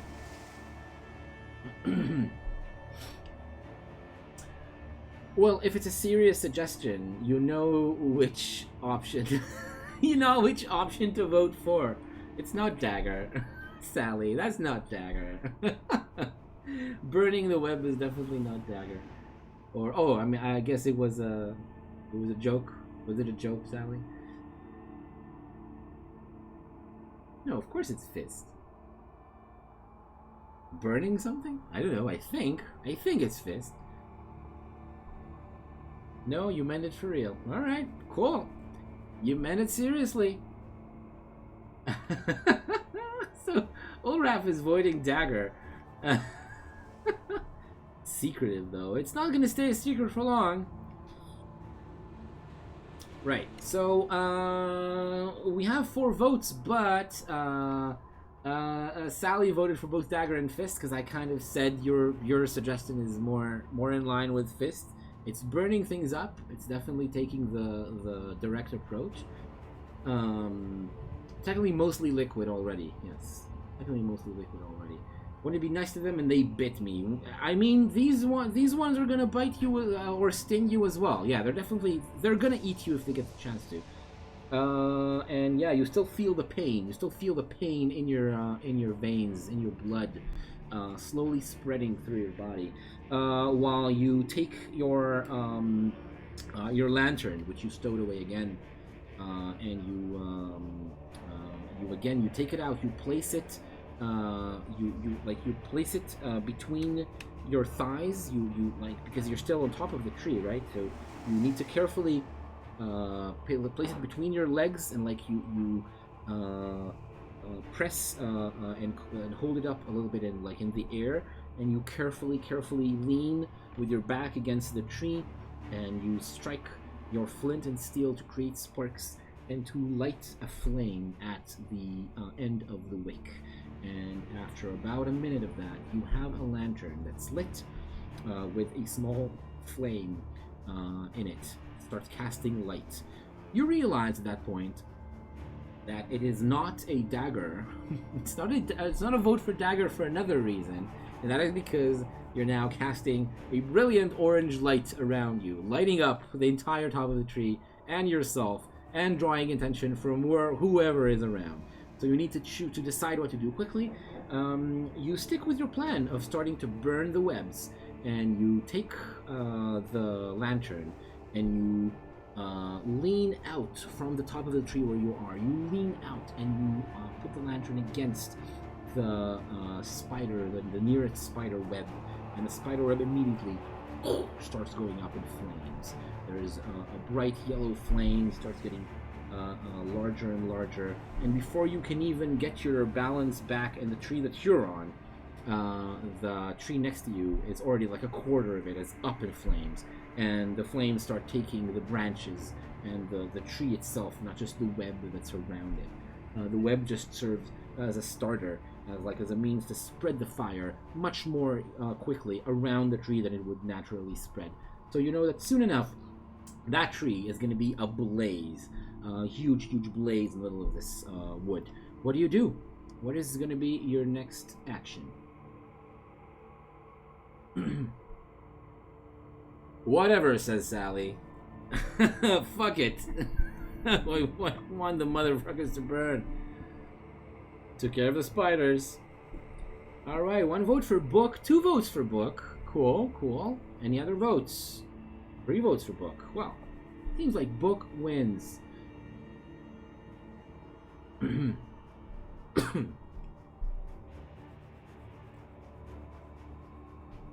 RPGs, you commit arson. As tally the votes, Book obviously wins. You look around you and try to gauge where the fire is going to go. You quickly climb down to the ground, to ground level. It's going to become even more unsafe up in the top of the tree with that fire that you just started. And you feel an urge to run away. It's just a question of running away where. You still have your task. You still have your goal that you were sent into this wood to collect. The orbs, the silk orb, the special silk orbs who have some magical essence in them that the alchemist friend, your alchemist friend can utilize. So you still have maybe a chance of making this goal, of getting those orbs. The question is it going to be possible yet for you? Are you going to get to these orbs more quickly than the fire around you?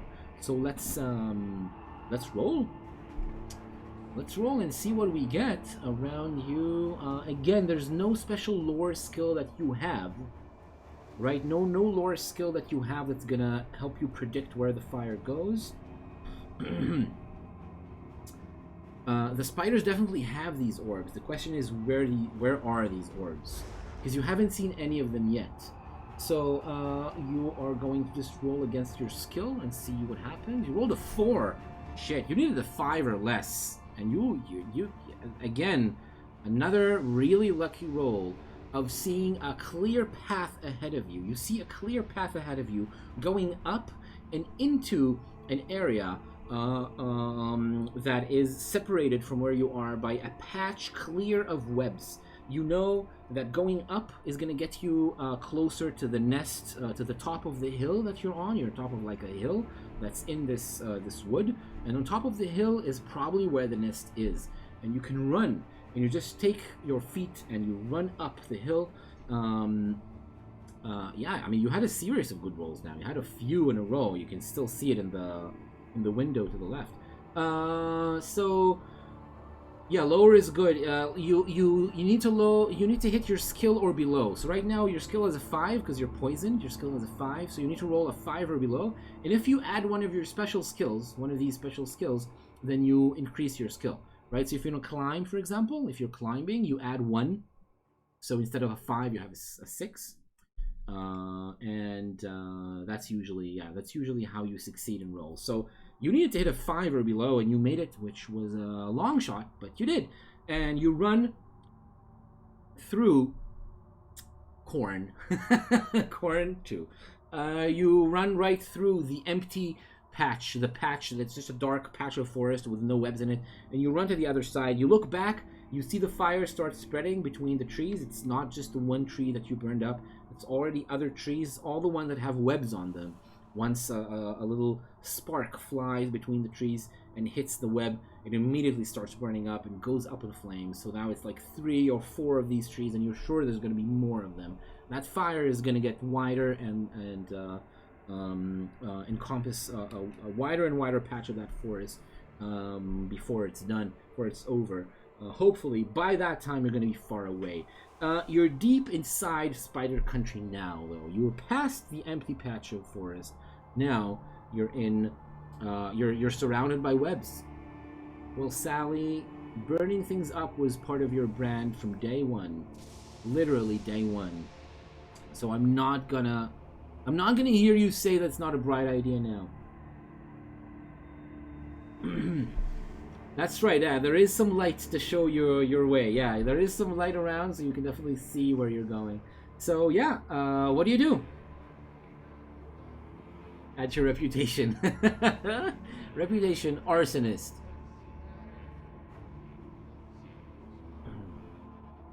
I mean, you can burn anything. You will probably be able to burn anything you want. Oriad is the city that you're in. Oriad is the capital city of the kingdom, where all of the adventures took place until now. Now you're in a wood, but it's a wood inside the city. It's a hunting grounds for the noblemen and women, the upper class, the high society, and you're in this wood right now. You've been sent into it to get into the spider nest and collect the orbs.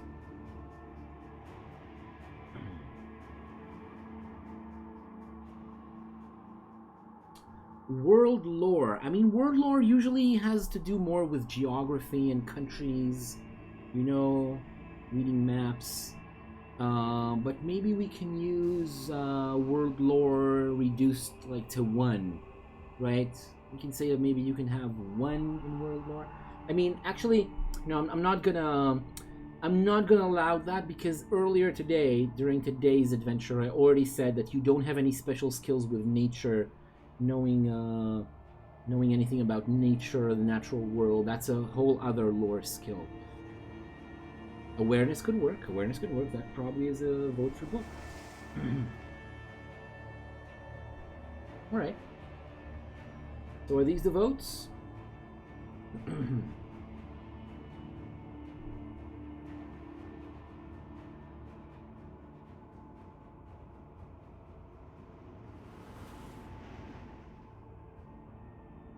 Boom.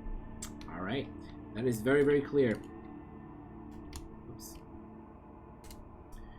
Yes, you definitely want to look around and gather information by using your senses. That definitely tracks with the book vote.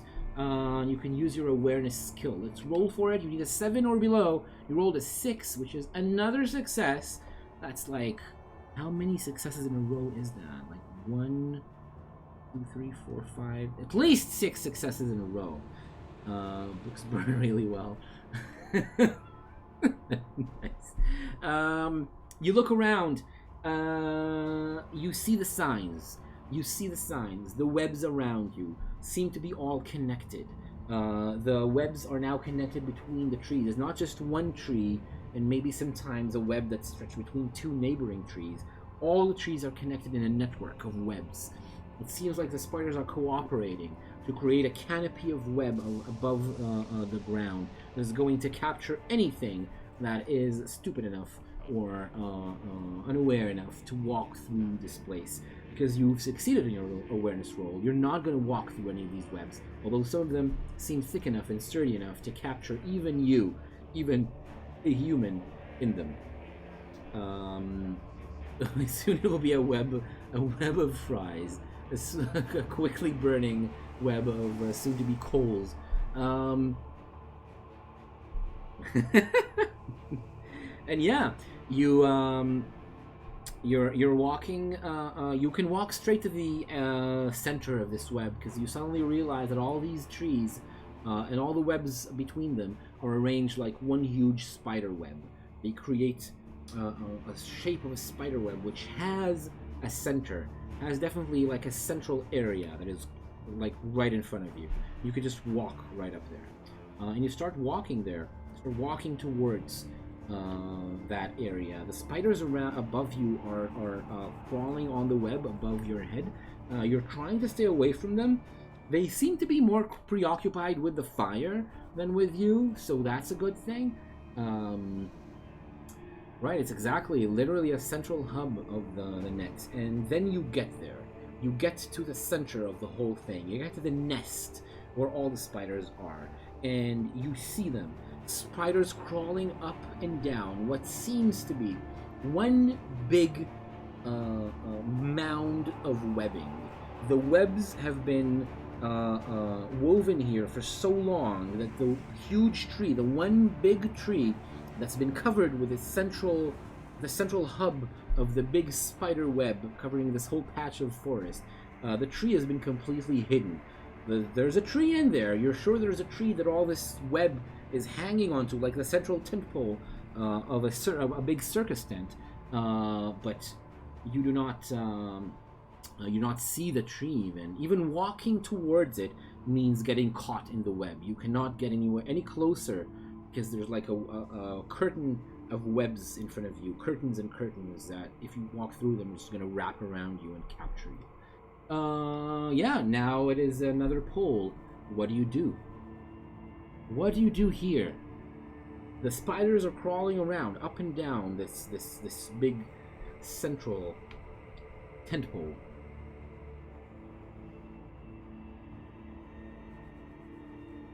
Cast your votes and make it count.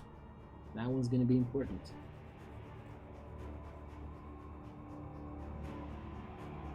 D. One vote D, one vote B. Alright, one dagger, one book. Two votes for book. And 2 for dagger. I see. Alright, so it's going to be a tie.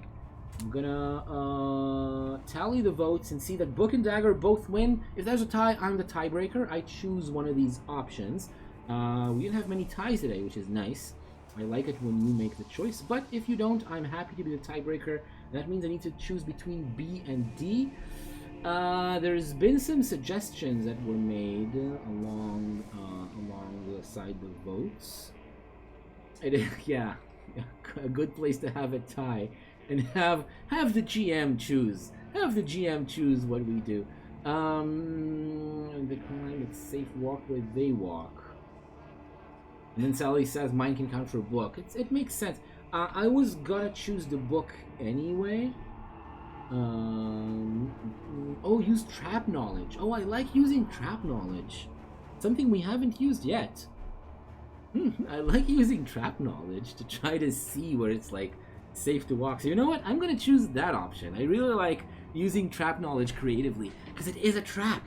It is a trap. They try to trap their prey in the webs. So yeah, you use your trap knowledge. Your skill is 5. Trap knowledge is 1. You need to roll a 6 or below. You roll a 12. Oh no! Oh, that's the worst one. That's the worst result possible. That's like a fumble. That's a fumble what we just got. So yeah, you look around you. You ask yourself, what kind of path would I leave? What kind of free path would I leave between, like a little path where I can just maybe hack some webs and go through a place where it's like a little bit thinner. But after about a minute and a half of walking through these webs, you realize you've been caught in them. You've walked right into the trap. Instead of finding your safe way in, you went exactly where the spiders want you to be. And now they're starting to converge. They're starting to gather above you. You've covered the lantern, so it doesn't give out light, and you're not in any kind of danger of burning the webs around you. Because if you would go up in flames as well, right? So right now you're safe with the lantern in one hand, which is covered. You drew the blinds shut on the lantern, and the fox behind you in your backpack is going like yelp in fear, knowing that these spiders would eat him as well as quickly as they would you. So I'm gonna reset the poll, Sally. Notice that I've reset. Oh, okay. So some of you are voting anyway. So I'm gonna let you vote. I'm not gonna reset the poll. I'm gonna count Sally's dagger vote and Olaf's palm vote. So 1 dagger and one palm. It is still hot. It might melt the webs. It might be a way to melt some webs around you. Yeah. Expose lantern. Try to negotiate. You can have in P. So another palm. 2 votes for palm. All right. 2 votes for palm. To still behave, you have a vote before I close the poll. It could be yeah. Although I wonder how you're going to cooperate with the fox. What is your idea? It could definitely well be, yeah. You want to add a specific suggestion to that? Because I have to say, if you didn't say fox, I would interpret the P in a different way. I would interpret the P in a different... the fox jumped out of the bag and pulled their attention in a different direction. Oh, create a distraction. Yeah, okay. Let's tally the votes. Yeah, so you want the fox to create a distraction. You notice when looking around you that there is actually a way for the fox to get out of the webs that you're in. You're stuck, and it's going to take a while for you to break free, because even your sword arm, what you would use to draw your dagger or your sword and hack away at the webs, even that is stuck in the webs. You have to slowly tear away some of the webbing in order to even draw the weapon in the first place. So you ask the fox to jump out and run away, and because it is not you, because it's the fox, I'm going to use your luck in order to decide if you're successful or not, which is a good thing, because what is the... Yes. Okay, to find out what the fox says, we're going to have to roll and see if we hit your luck or below. You roll a 5, your luck is 9, which is good. Luck goes down to 8. And, the fox jumps out of your backpack, lands on the ground next to you, and runs underneath the webs away. It's like crouching down on the ground, just like crawls really quickly, and away out into where it's open and free, and starts running around the webs, drawing the attention of the spiders. And it goes ring ding ding ding ding ding ding. What does it? That's what the fox says today. That's what the fox says at this point right now. So the spiders do get distracted. You rolled well, so they get distracted, and you have a little bit of time. What do you do with the time that you have? Let's have a new poll. Yeah, your luck runs out. You started with a very high luck, 11 out of 12, a maximum of 12. And at the beginning of every new adventure, it goes back up to full. Yeah, when you start a new adventure. So basically, almost every week, because most weeks are a new adventure. Okay, 1 vote for book from Sit Still Behave. Cool suggestion, cool. Any more votes? Book. Cool, 2 votes for book. And 2 votes for dagger. It's another tie. Players are free to find their leader or sleeping cell. Oh, okay. Cool. Okay, so it's reset, and we see that we have again a tie between book and dagger. Seem to be very popular options today, and probably for good reason. So we have a tie between book and dagger. Book seems to be checking to see if the heat from the lantern can help, and dagger seems to be a suggestion to cut yourself free and sneak deeper into. Honestly, I think you can probably do both. Let's start with book. I think you can just lift your lantern, try to see if the heat affects the webs, and it does. The lantern slowly melts the webs around it. You can move the lantern above, just above, over the web above your hand and around it, and free your hand.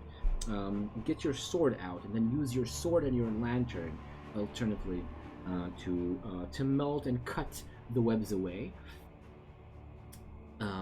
Good question. You've had some signs that they do cooperate, Sally. You do know that. You do have some signs for that.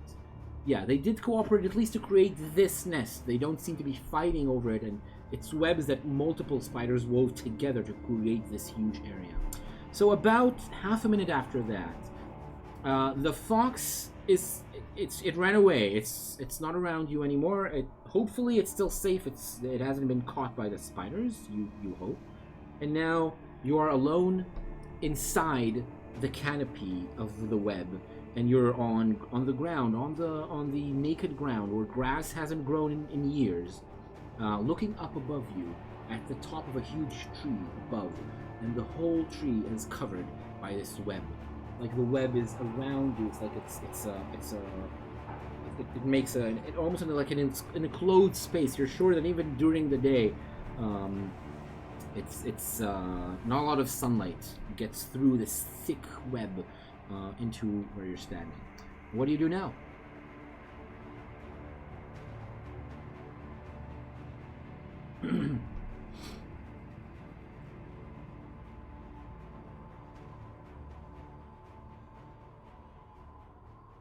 New poll.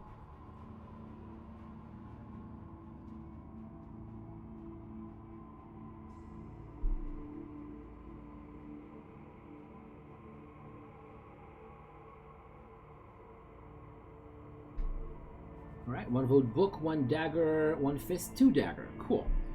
All right.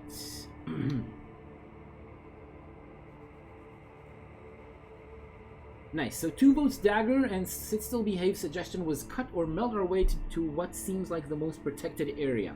Cool. So around you, there are some spiders. These spiders are climbing up to something above ground, not quite at the top of the tree, but right above where the branches start. So it's not that far above the ground, although it's not going to be trivial to climb up there, especially if you still need to hold things like your sword and your lantern in your hand.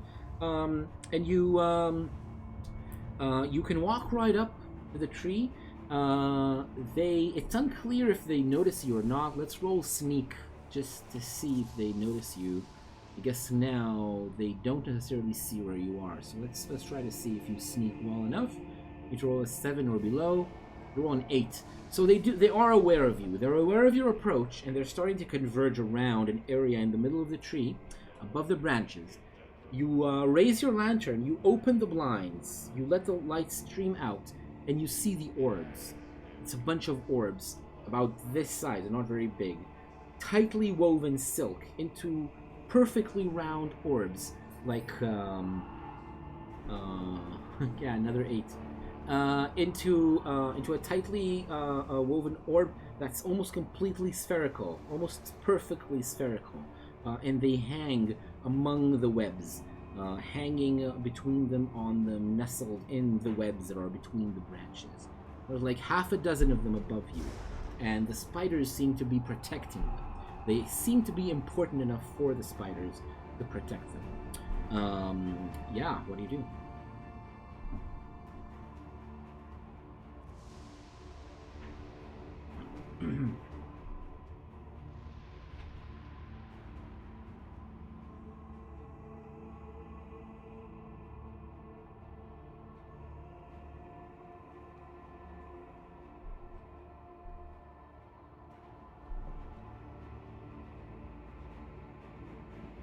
Go ahead, cast your votes.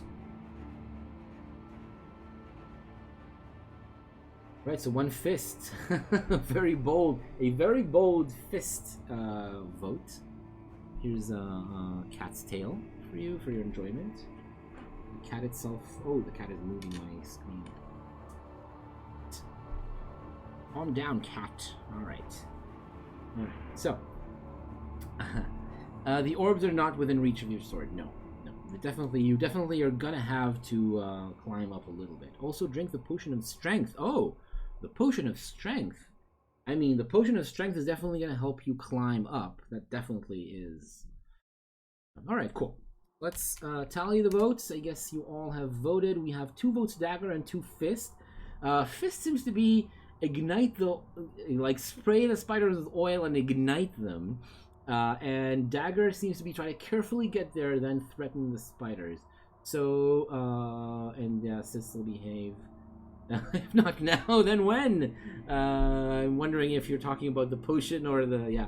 So let's drink the potion of strength. I'm gonna go with Olraf's suggestion, and drink the potion of strength, which means that you take out the little bottle, the little flask, and you drain it. It's just like a couple of sips up there. You pet the cat a little bit. The cat, no! Uncomfortable. Hello. Alright. So, the cat. Oh. Yes, it is still a cat. It is the same cat as before. So you drink the potion of strength. It's just like a couple of gulps. It's 2 sips because it needs to be drunk like sometimes in the middle of a fight. There's just like a small amount of potion. It's very concentrated. You drink it, and you immediately feel a different kind of fire. This warmth is a good kind of warmth. Instead of burning Sprat, the cat is called Sprat the cat. He's a very feisty cat, especially in the middle of streams. He would jump up in front of the camera and try to bite me when I gesture. Gesture with my hands. So the warmth is much nicer. Instead of a burning warmth, you feel the nice warmth of being next to an oven or a fireplace in the middle of a cold winter day. The warmth that's more evenly spread around your body and serves more to loosen up tightness in your muscles, make you feel looser, and then makes you feel more confident in your abilities. Anything that requires brute strength, which includes combat, but anything else that requires like strong muscles, you're going to have 2 higher skill when you use it. 2 points more in your skill. And it's going to be for the rest of the night, like for a few hours. Or no, we said actually it's for a few minutes, right? When we talked about the potion last week. So it's for a few minutes you're going to have that extra strength. Alright, so yeah, now you have the potion. I'm not going to spray the spiders with oil and ignite them. I don't think you're going to do that yet. I think that you're going to use the dagger option, which is to slowly climb up, which requires you to put your lantern down on the floor, to leave it down on the ground. You cannot bring it with you up while you're climbing. It's too dangerous. It's going to burn, like you're going to spill the oil on yourself or something. Leave that lantern behind as you're climbing up. And you're slowly climbing up the tree. And you reach,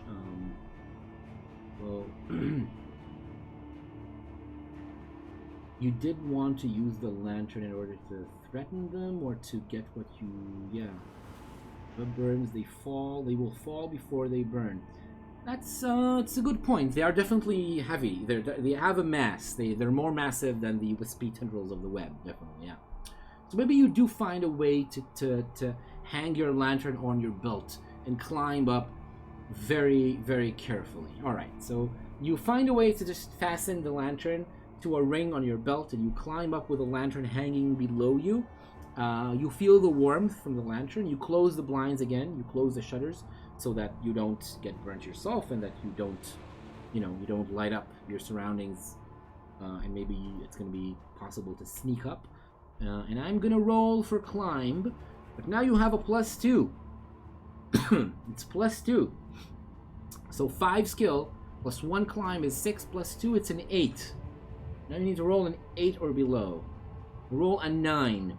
You roll a goddamn 9. Even with the potion of strength, you climb up and you find yourself hanging from a branch with both arms wrapped around the branch and your legs dangling over the ground and the spiders above you, slowly crawling down the tree towards you.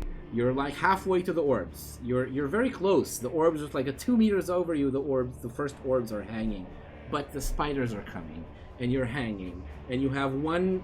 Like you can have one hand free and to hang with one arm, and to do something with it. What do you do in this precarious situation? New vote.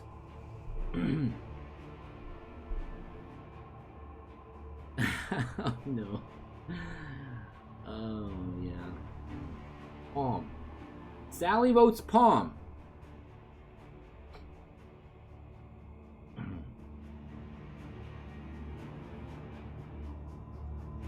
Grab the silver holy symbol and pray. Book. Pray. Pray to your God. Mm-hmm.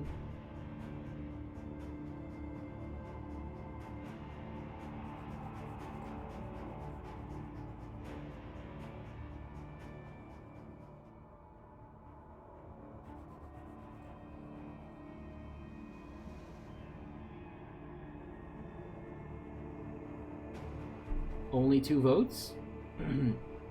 Any more votes? Secret cabin? Does still behave?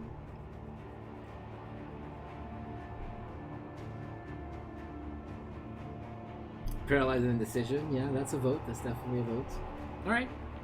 Okay, so I'm gonna say that this was the vote. Oh, the secret cabinet voted for Palm as well. Cool. All right. So when I tally the votes now, Palm is the clear winner with 2 votes.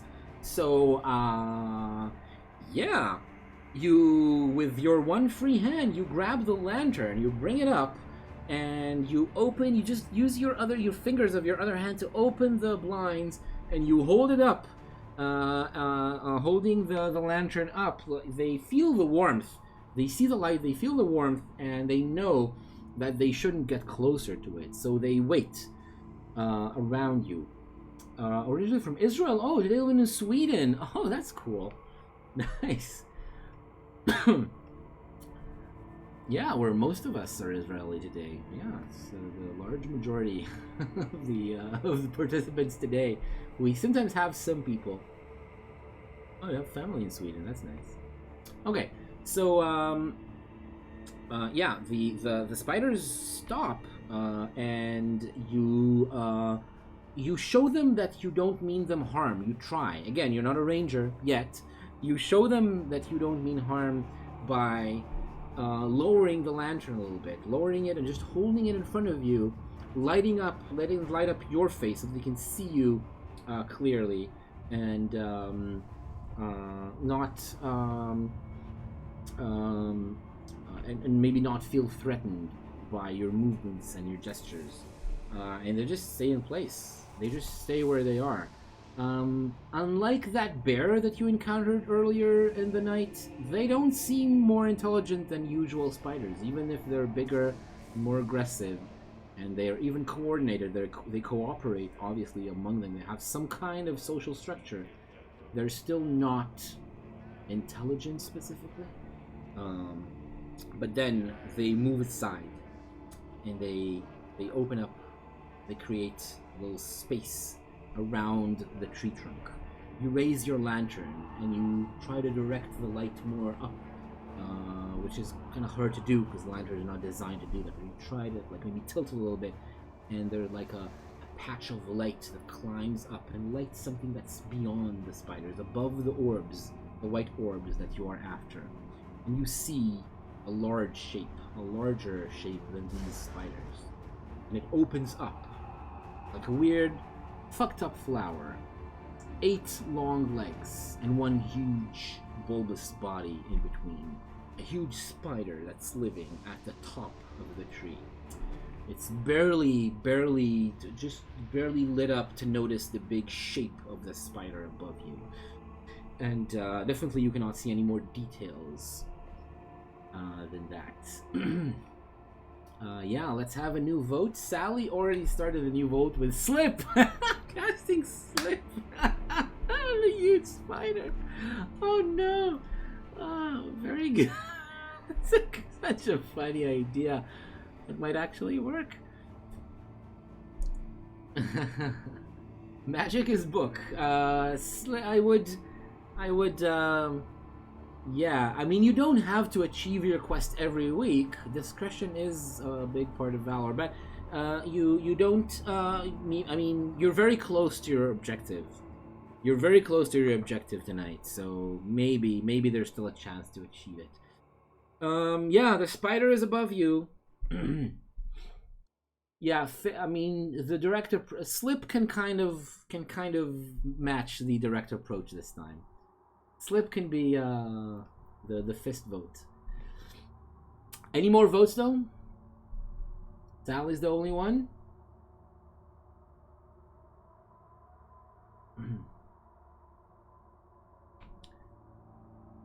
While we're voting, Olraf, can you tell us please how you heard of the channel?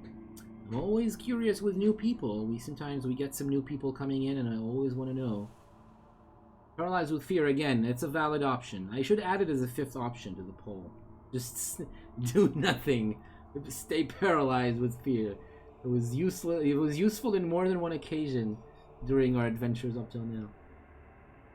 At least not paralyzed with venom. That's better. Posts on Facebook. Where on Facebook? They posted on more than one place. So let's tally the votes. Yeah, so 2 votes for Fist, and it seems like Cecily Have is agreeing with Sally's plan. So you're casting Slip, the Slip cantrip. Again, you need a 9 or below to succeed. 2 magic plus 1 magic minor skill plus the 6 bonus to casting the cantrip. So yeah, a good. Oh, the Israeli roleplay. Oh, yeah, cool, nice. So you're there. That's awesome. Yeah. Okay. Cool. Cool. Yeah, it's good. I really like it when I know how people. All right. So you roll a 10. Roll a 10. No. Oh no. You rolled a 10, guys. A 10. All right. You cast Slip. You lose a magic point when you miss on casting a cantrip. You lose a magic point. Try your luck. You want to try your luck? Yeah, you can try your luck. Let's try be lucky. You're not gonna cast a spell anyway. You failed at casting a spell. Maybe you can get lucky otherwise. Let's try our luck. 9. No. No, you cannot try your luck. No. Or rather, you can, but you got even more unlucky. That's terrible. That's terrible. I'm so sorry about what is about to happen. I apologize in advance about what I'm going to do. You fall down. You slip while casting the Slip cantrip. You don't make it. You fall down on your back. Your lantern flies from your hands, and it rolls right up to the canopy of web, and it starts burning it up. The oil spills out and starts burning up the web, and right now it's just the side of the web. Yeah, you technically something big slipped. Yeah, definitely somebody slipped as a result of your trying to yeah. The web starts burning up, and right now it's just one side of the web, but you've seen how quickly the fire spreads through these webs. You know that you have maybe 12 seconds before the web just completely burns up all around you, and you're in just a hellscape of fire, burning fire around you. No, it is not your day. You can't cut a tree with a sword, even a magic sword, Sally. Unless it's one of the powers of the sword. You don't yet know what the magic of the sword is. So you don't know if that's maybe. Yeah. Oh, you have the potion. That's true. You are stronger than usual. Alright, see you soon, see your cabin. We're gonna be done probably very soon, but you might catch the end of the adventure and maybe the experience part, where we buy new skills, which is very fun. Last Hail Mary. Throw the dagger to try to make at least one of the orbs fall down before we run. Oh, cool. Use the potion of luck before? Oh, do we have a potion of luck? We do! We had it ever since the beginning. What a potion of luck does is fill up your luck. It resets your luck back up to 11. That's what a potion of luck does, just so you know. So tell me if you actually want to use it, because your luck is the precarious 7.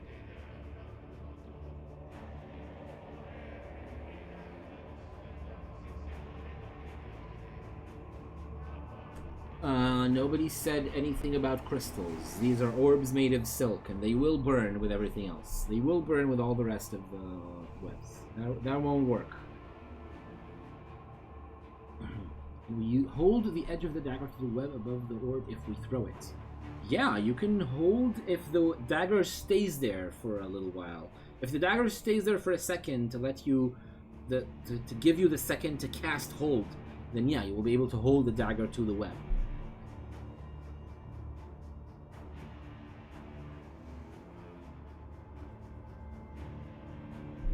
It's the same character, yeah, of course. Yeah, it's the same character. Usually some days pass between the adventures, so... But if you use equipment, yeah, it's gone. Use a potion, the potion is gone. Right, so make your suggestions. Come on, make your votes. This is a poll, and the polls are supposed to be about a minute, up to a minute each. So make your votes. Book, hold the fire. That's a novel suggestion. That's an interesting one. There's one fist vote from Ulraf. Third dagger make an old fall. Yeah. We have your fist vote from before. That's definitely there. Still behave. Any suggestions?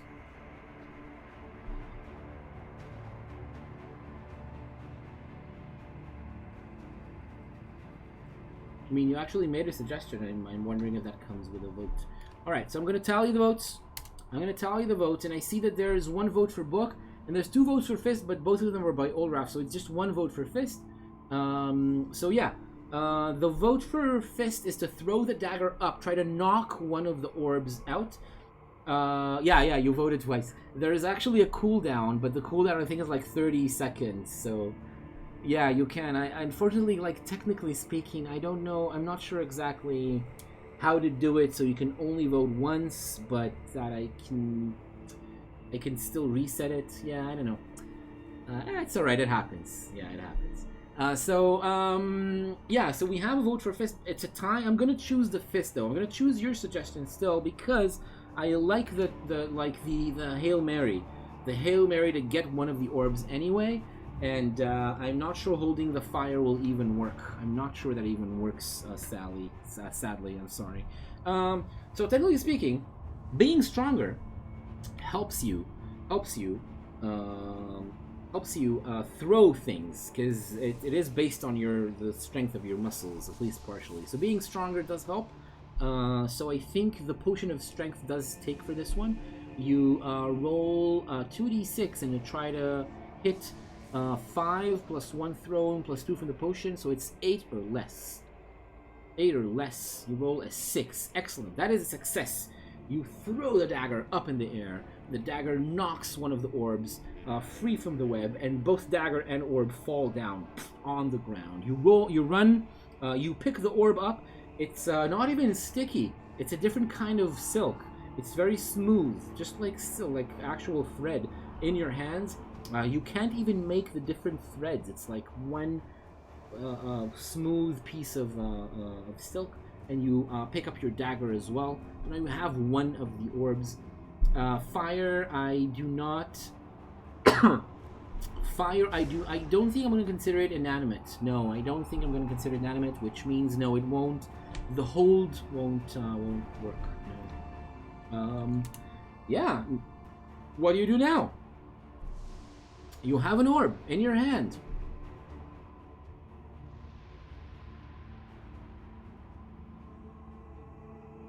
Fires of spirits. Well, that's an interesting conclusion. That might actually be true. I don't know. I don't know if that's the way the magic in the game works, but maybe it is. Maybe they're like spirits all around you. I say let's get our fox and get out of here. We pushed our luck too much already. Sure. Sure. Cast your votes, boys and girls.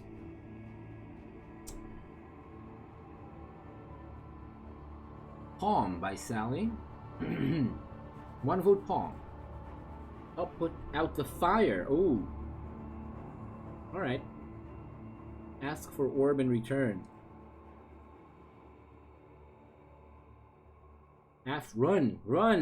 Run out of there. 2 votes for Fist. Alright. Sure. That is 2 votes and 2 suggestions pointing in the same direction. You run out exactly the way that you came in. The same path. You don't have your lantern now, which means that you run out. You come out covered in the web. You're not caught in it. As before. You're not trapped because it's the same path you went in. You already melted and cut away some of the webs, but you're still covered in it. You're all sticky and covered in web, and you remember how quickly those webs catch fire. So you're right now a walking fire hazard. You need to be very careful around the flames.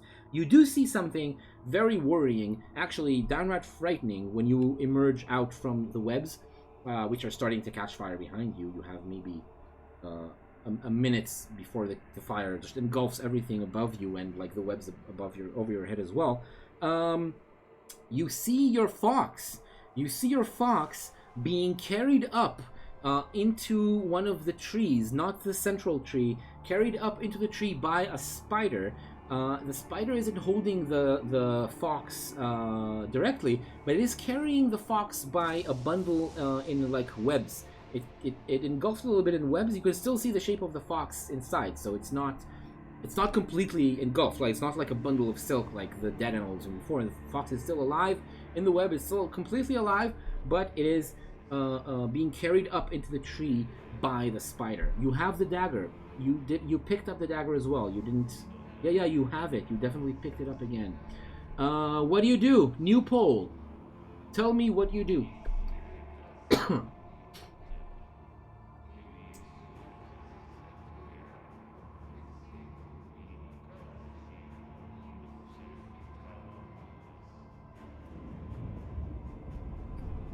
Cool. Right.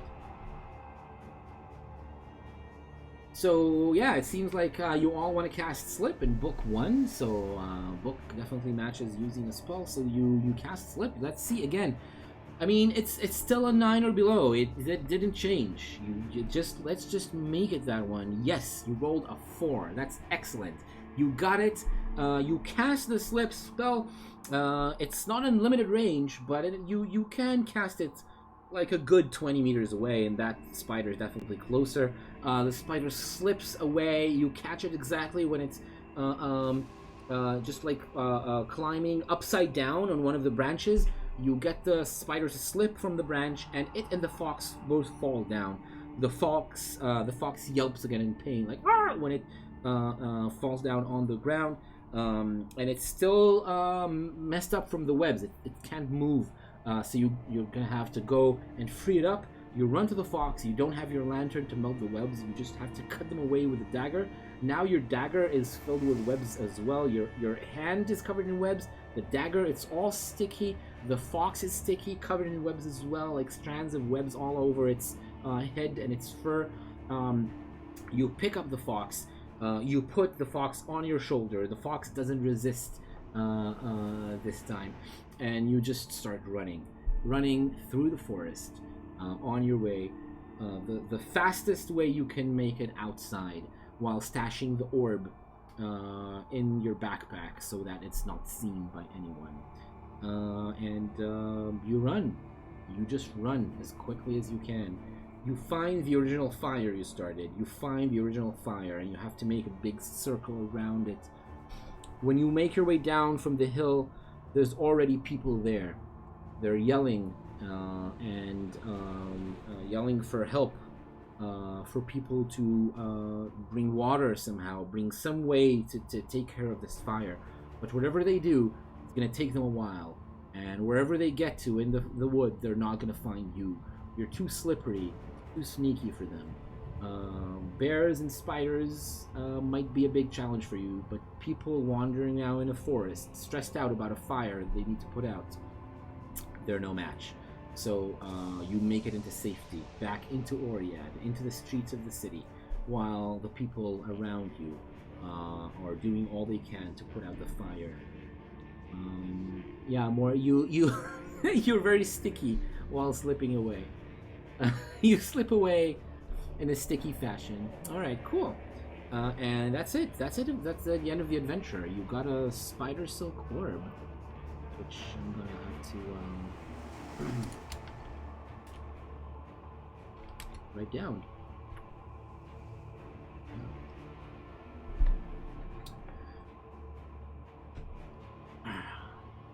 Wait. Yeah, I'm waiting. Go to the market or house. Yeah, so we have some downtime now. The last several minutes of tonight's game. I will, no coins stick to the webs. You don't get nearly close enough. You keep a very healthy distance from anyone who might connect you to the fire that is the raging fire in the wood that's going on right now. You are add fox to the bag, to your list of yeah. Cute fox. You have a cute fox. I don't know what you're gonna do with that cute fox. I don't know. You can if you want to, but it's gonna cost experience. Okay, so let's talk about what you do with a few days downtime that you have right now. You have a few days. It's something that you can.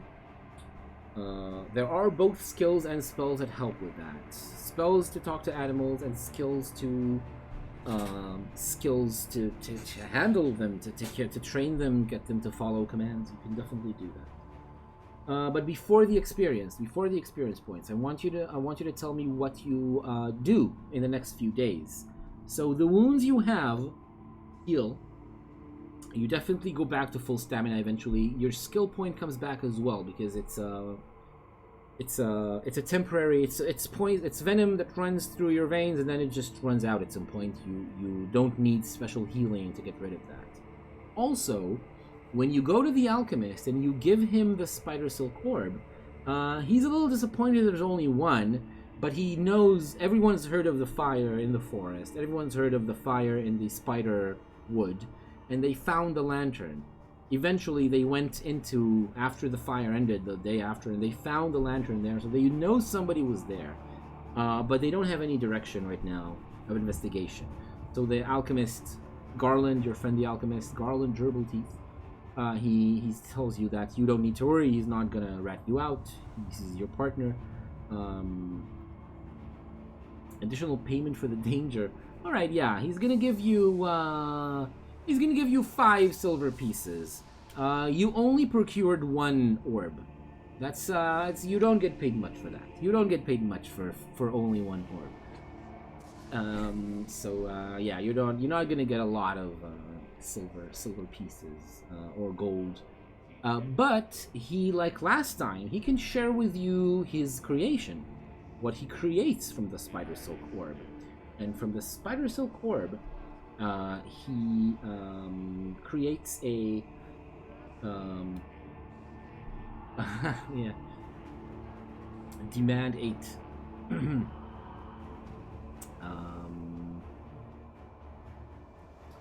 Almost all the spiders are gone. Almost all the spiders have burned up, and if any survived, I don't know. Probably some of them did. Persuasion. Let's roll persuasion. Why not? Let's haggle. You have bargain or something? No, but you have persuasion. Let's use persuasion. Let's use persuasion to see how well you do. 5. That's a success. Yeah, you get 8 silver pieces. That's 3 more. You have 15 silver pieces now. Cool. Good job. Alright, cool. So now he does share some of his creation with you. The creation is a very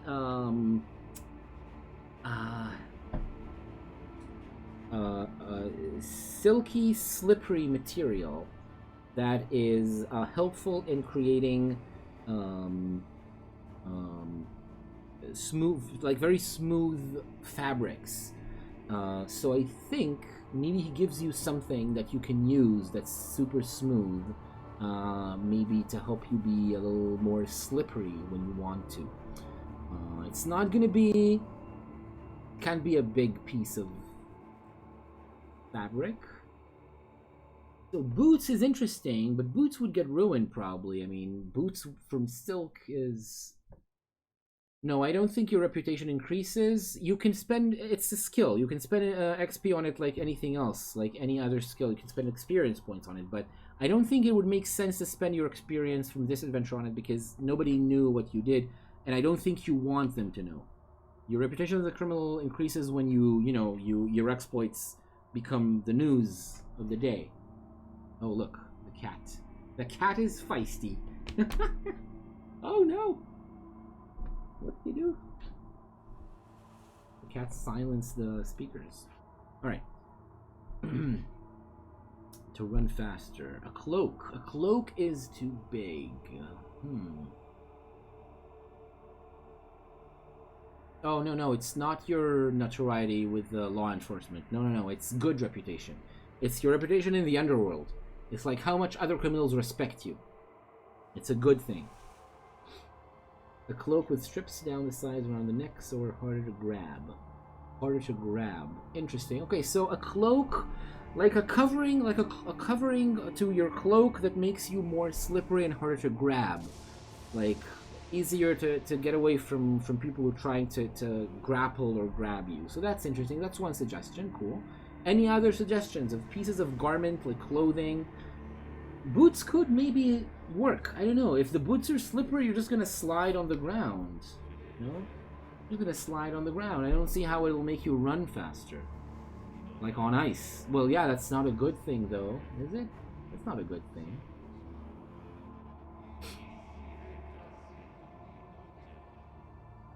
Maybe we can have like a ball of silk we can use to climb better. You could just have a thread. Just like a rope. A silk rope. That's cool. Yeah, a high quality silk rope. That's actually a very cool thing, because it's going to be super strong if it's made of spider silk strands woven together to create like a good thick rope. That's super good. That's super useful. It is, but you just need to not rely on its on friction. You can tie it up, right? If you tie it up to things, it's going to be a super strong rope. I mean, it is gonna be, so maybe he won't treat it to be like the super slippery material. He can just make an actual rope. Yeah, climbing it would be harder. That's true. Yeah, that's fair. Climbing it would be harder than a regular rope. Yeah, so let's just make a rope out of it. Yeah, I think just making a rope out of it. He doesn't treat it to be this super slippery, super slippery material. He doesn't do that. He just makes you a good sturdy rope of silk. Sally still wants the cloak. Ulraf votes for the rope. They still behave. Do you have another idea? Do you have another idea? Boots. But boots are going to be slippery, doesn't it? It's super lightweight though. Yeah, it is very lightweight. It is very lightweight.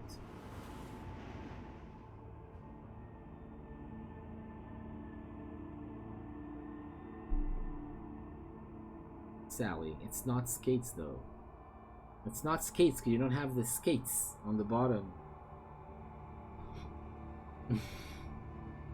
It's very creative, Sally, but this is not Questers of Yalpor. This is not Questers. We're trying to really play a bit more of a serious game here. I want it to be.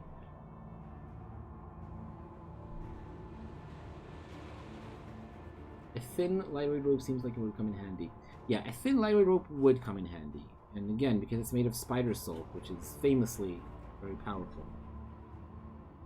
My cat is behind my green screen, making very suspicious noises. I think he's eating plastic again. And he did it last time too. I'm gonna go check up on the cat. I'm gonna check up on the cat.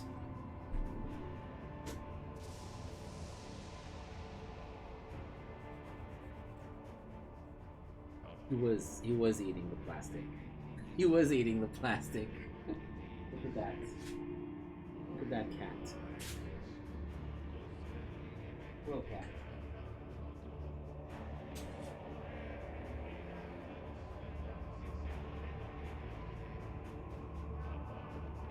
Pay no attention to the cat behind the curtain.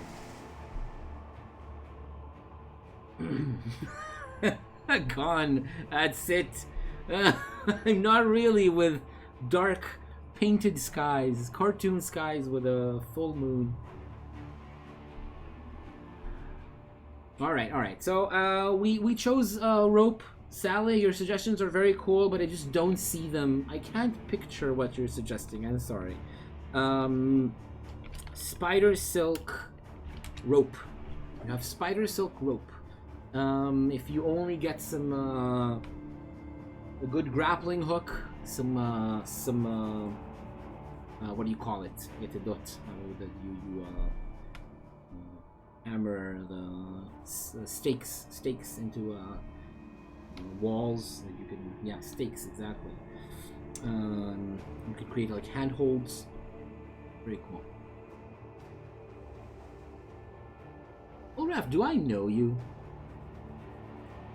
Do I know who you are? I have a feeling you might be somebody that I know. I know you. Alright. I got it. I got it now. Alright. Cool. Lightweight, strong, covering for sulfur, different source. Yeah, I mean, if you had more orbs, he tells you, if you had more of these orbs, I could make good armor for you, like a really good lightweight armor from spider silk that would Sweden kind of narrowed it down to one person that I know, or nothing, or nobody, or a completely new person. Yeah, you could have gotten spider silk armor, like several layers of spider silk, treated to be a little tougher, but then like it's super lightweight and will be actually a good covering, good armor on you. And a slippery cloak, yeah, like good slippery clothes that would make it possible for you to squeeze into tight spaces more easily. Maybe would also be possible. Yeah. Yeah, you can maybe learn about the spiders, of course. Alright, so this is the time you can learn new things. You get experience. And you get 50 experience points, like in most dangerous adventures. You face dangers and came away with your life. And even some of the loot. Not as much as you could have made, but you weren't permanently wounded or lost anything important, so you get the 50 XP that you usually get. Right, so Sally's already laying out the options. There's getting some nature lore, which is very useful. Nature lore is useful.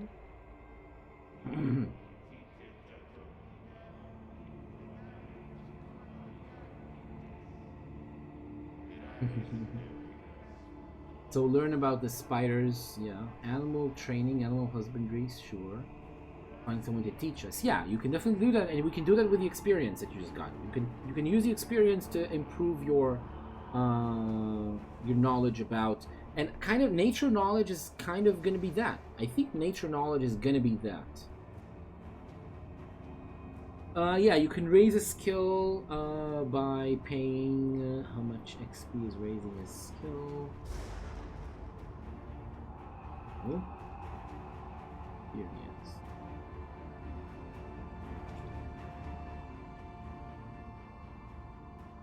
So increasing a skill is 20 times the new score. So increasing a skill from 1 to 2 is 20 XP, and learning a new skill is also 20 XP. So 20 XP for a new skill, then another 20 to raise to 2. Oh no, 20 times new score, no, 10 times new score, sorry. Increasing a special skill. A special skill is 10 times the new score. But the first point is also 20 XP. So 20 for the first point, then 20 for the second point, then the third point is going to be 30 XP. Like increasing from 2 to 3.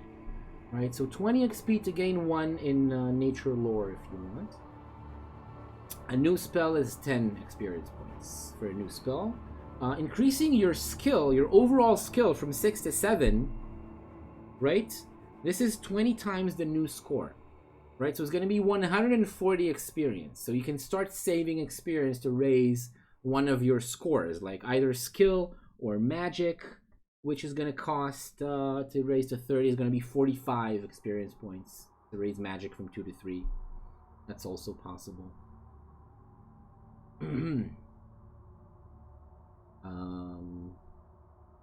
Yeah, but raising skill from 6 to 7 is 140 XP. That's going to be very expensive.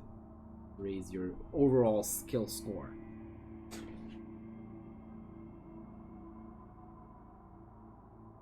Right now, you can only learn cantrips. You can only learn cantrips, which are all the same difficulty. You roll under your magic plus magic minor skill, minor magic skill, plus 6, plus a bonus of 6. So right now it's 9 or less. Yeah, we have 50 XP from this adventure. And you can save some up, or you can use all of it right now. Nature lore and hoard the rest. I want to learn speak with animal. Speak with animals. Let's see. Let's see how you speak with animals. Minor magic.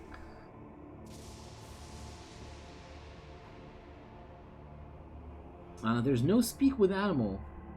No, there's no speak with animal cantrip. It's too difficult. It's too difficult. Yeah, it's gonna be. You actually learn to learn. You have to learn like wizard spells, like either wizardry or sorcery, which are the two magic skills that let you cast actual spells that are harder to cast.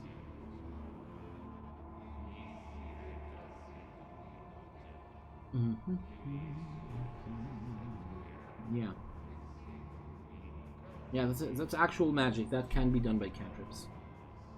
Will nature lore help us with the fox as well? It's another skill. It's what Sally called animal husbandry, animal handling. That's going to be the skill to actually communicate and like train the fox, get it to cooperate with you in a useful way.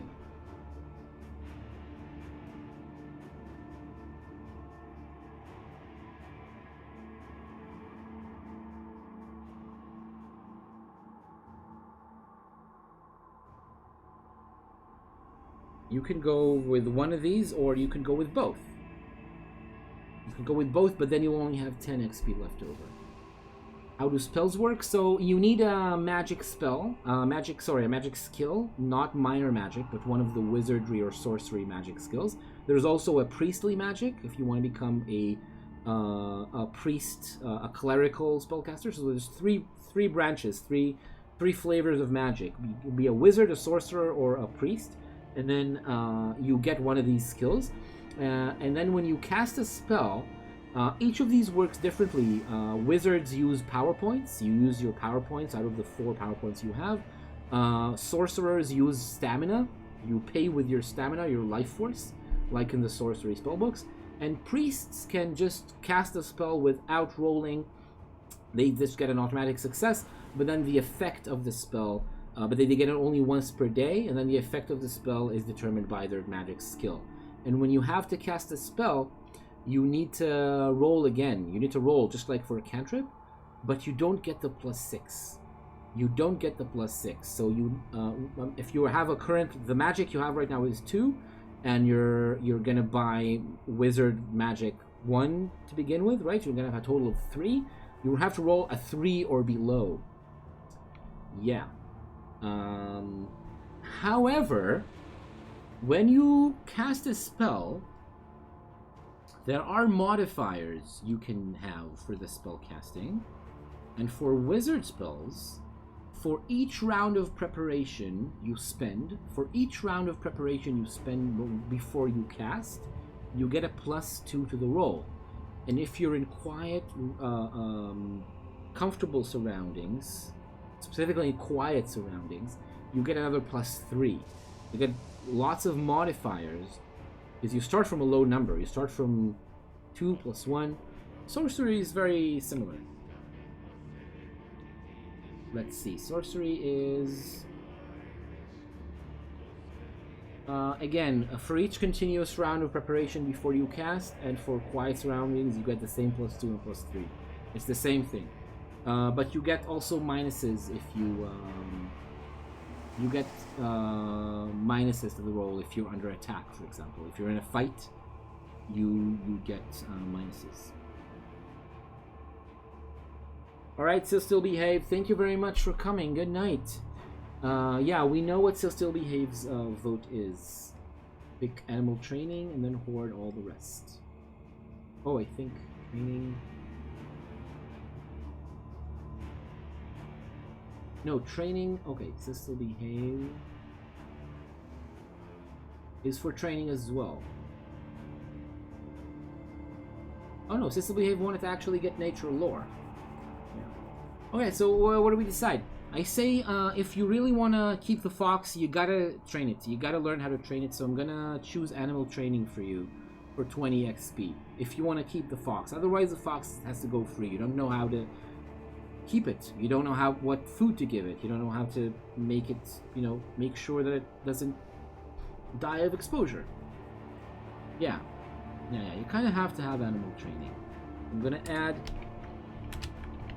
animal training 1, and that brings you. Whoops, Jesus! What the hell is that?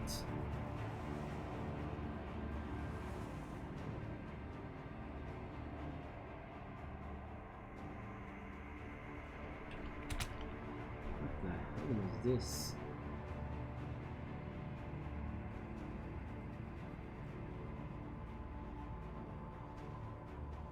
All right. That was roll 20. And no, we're definitely not going to have enough for wizard spells. No, definitely not. But, I mean, you can still save up.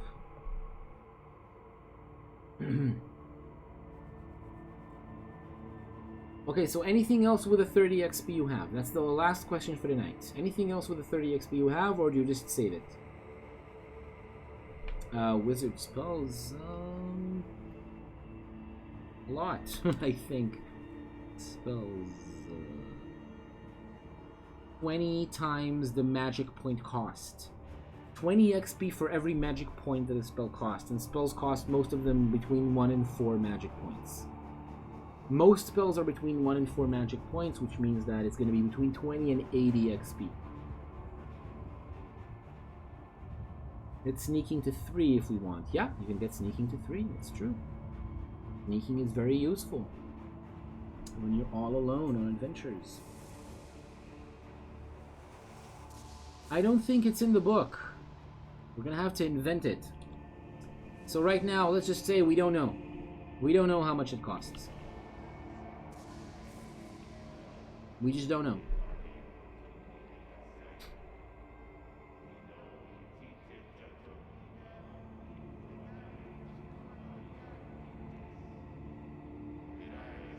Alright, so, yeah, there's a majority for saving all the rest. So that's what we're gonna do.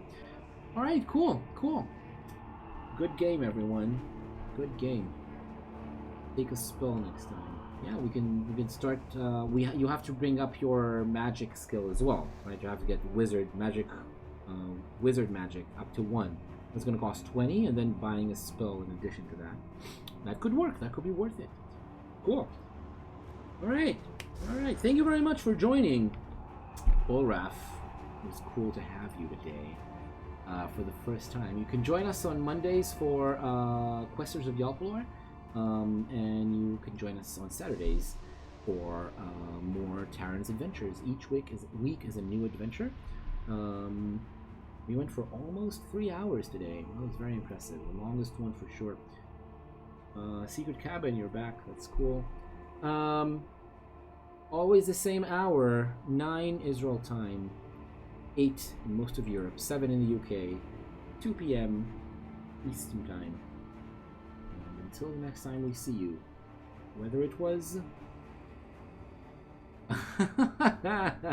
No, you didn't.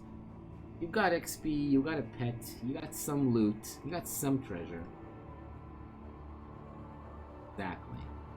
Exactly. Ulraf played enough with me to know that this is keeping your life, staying alive is the real win after an adventure. Till the next time, whether or not we meet you when you come to watch us on Mondays or you come to play with us on Saturdays or some other show some other time, wherever, whenever, play hard and stay safe, and have a good night.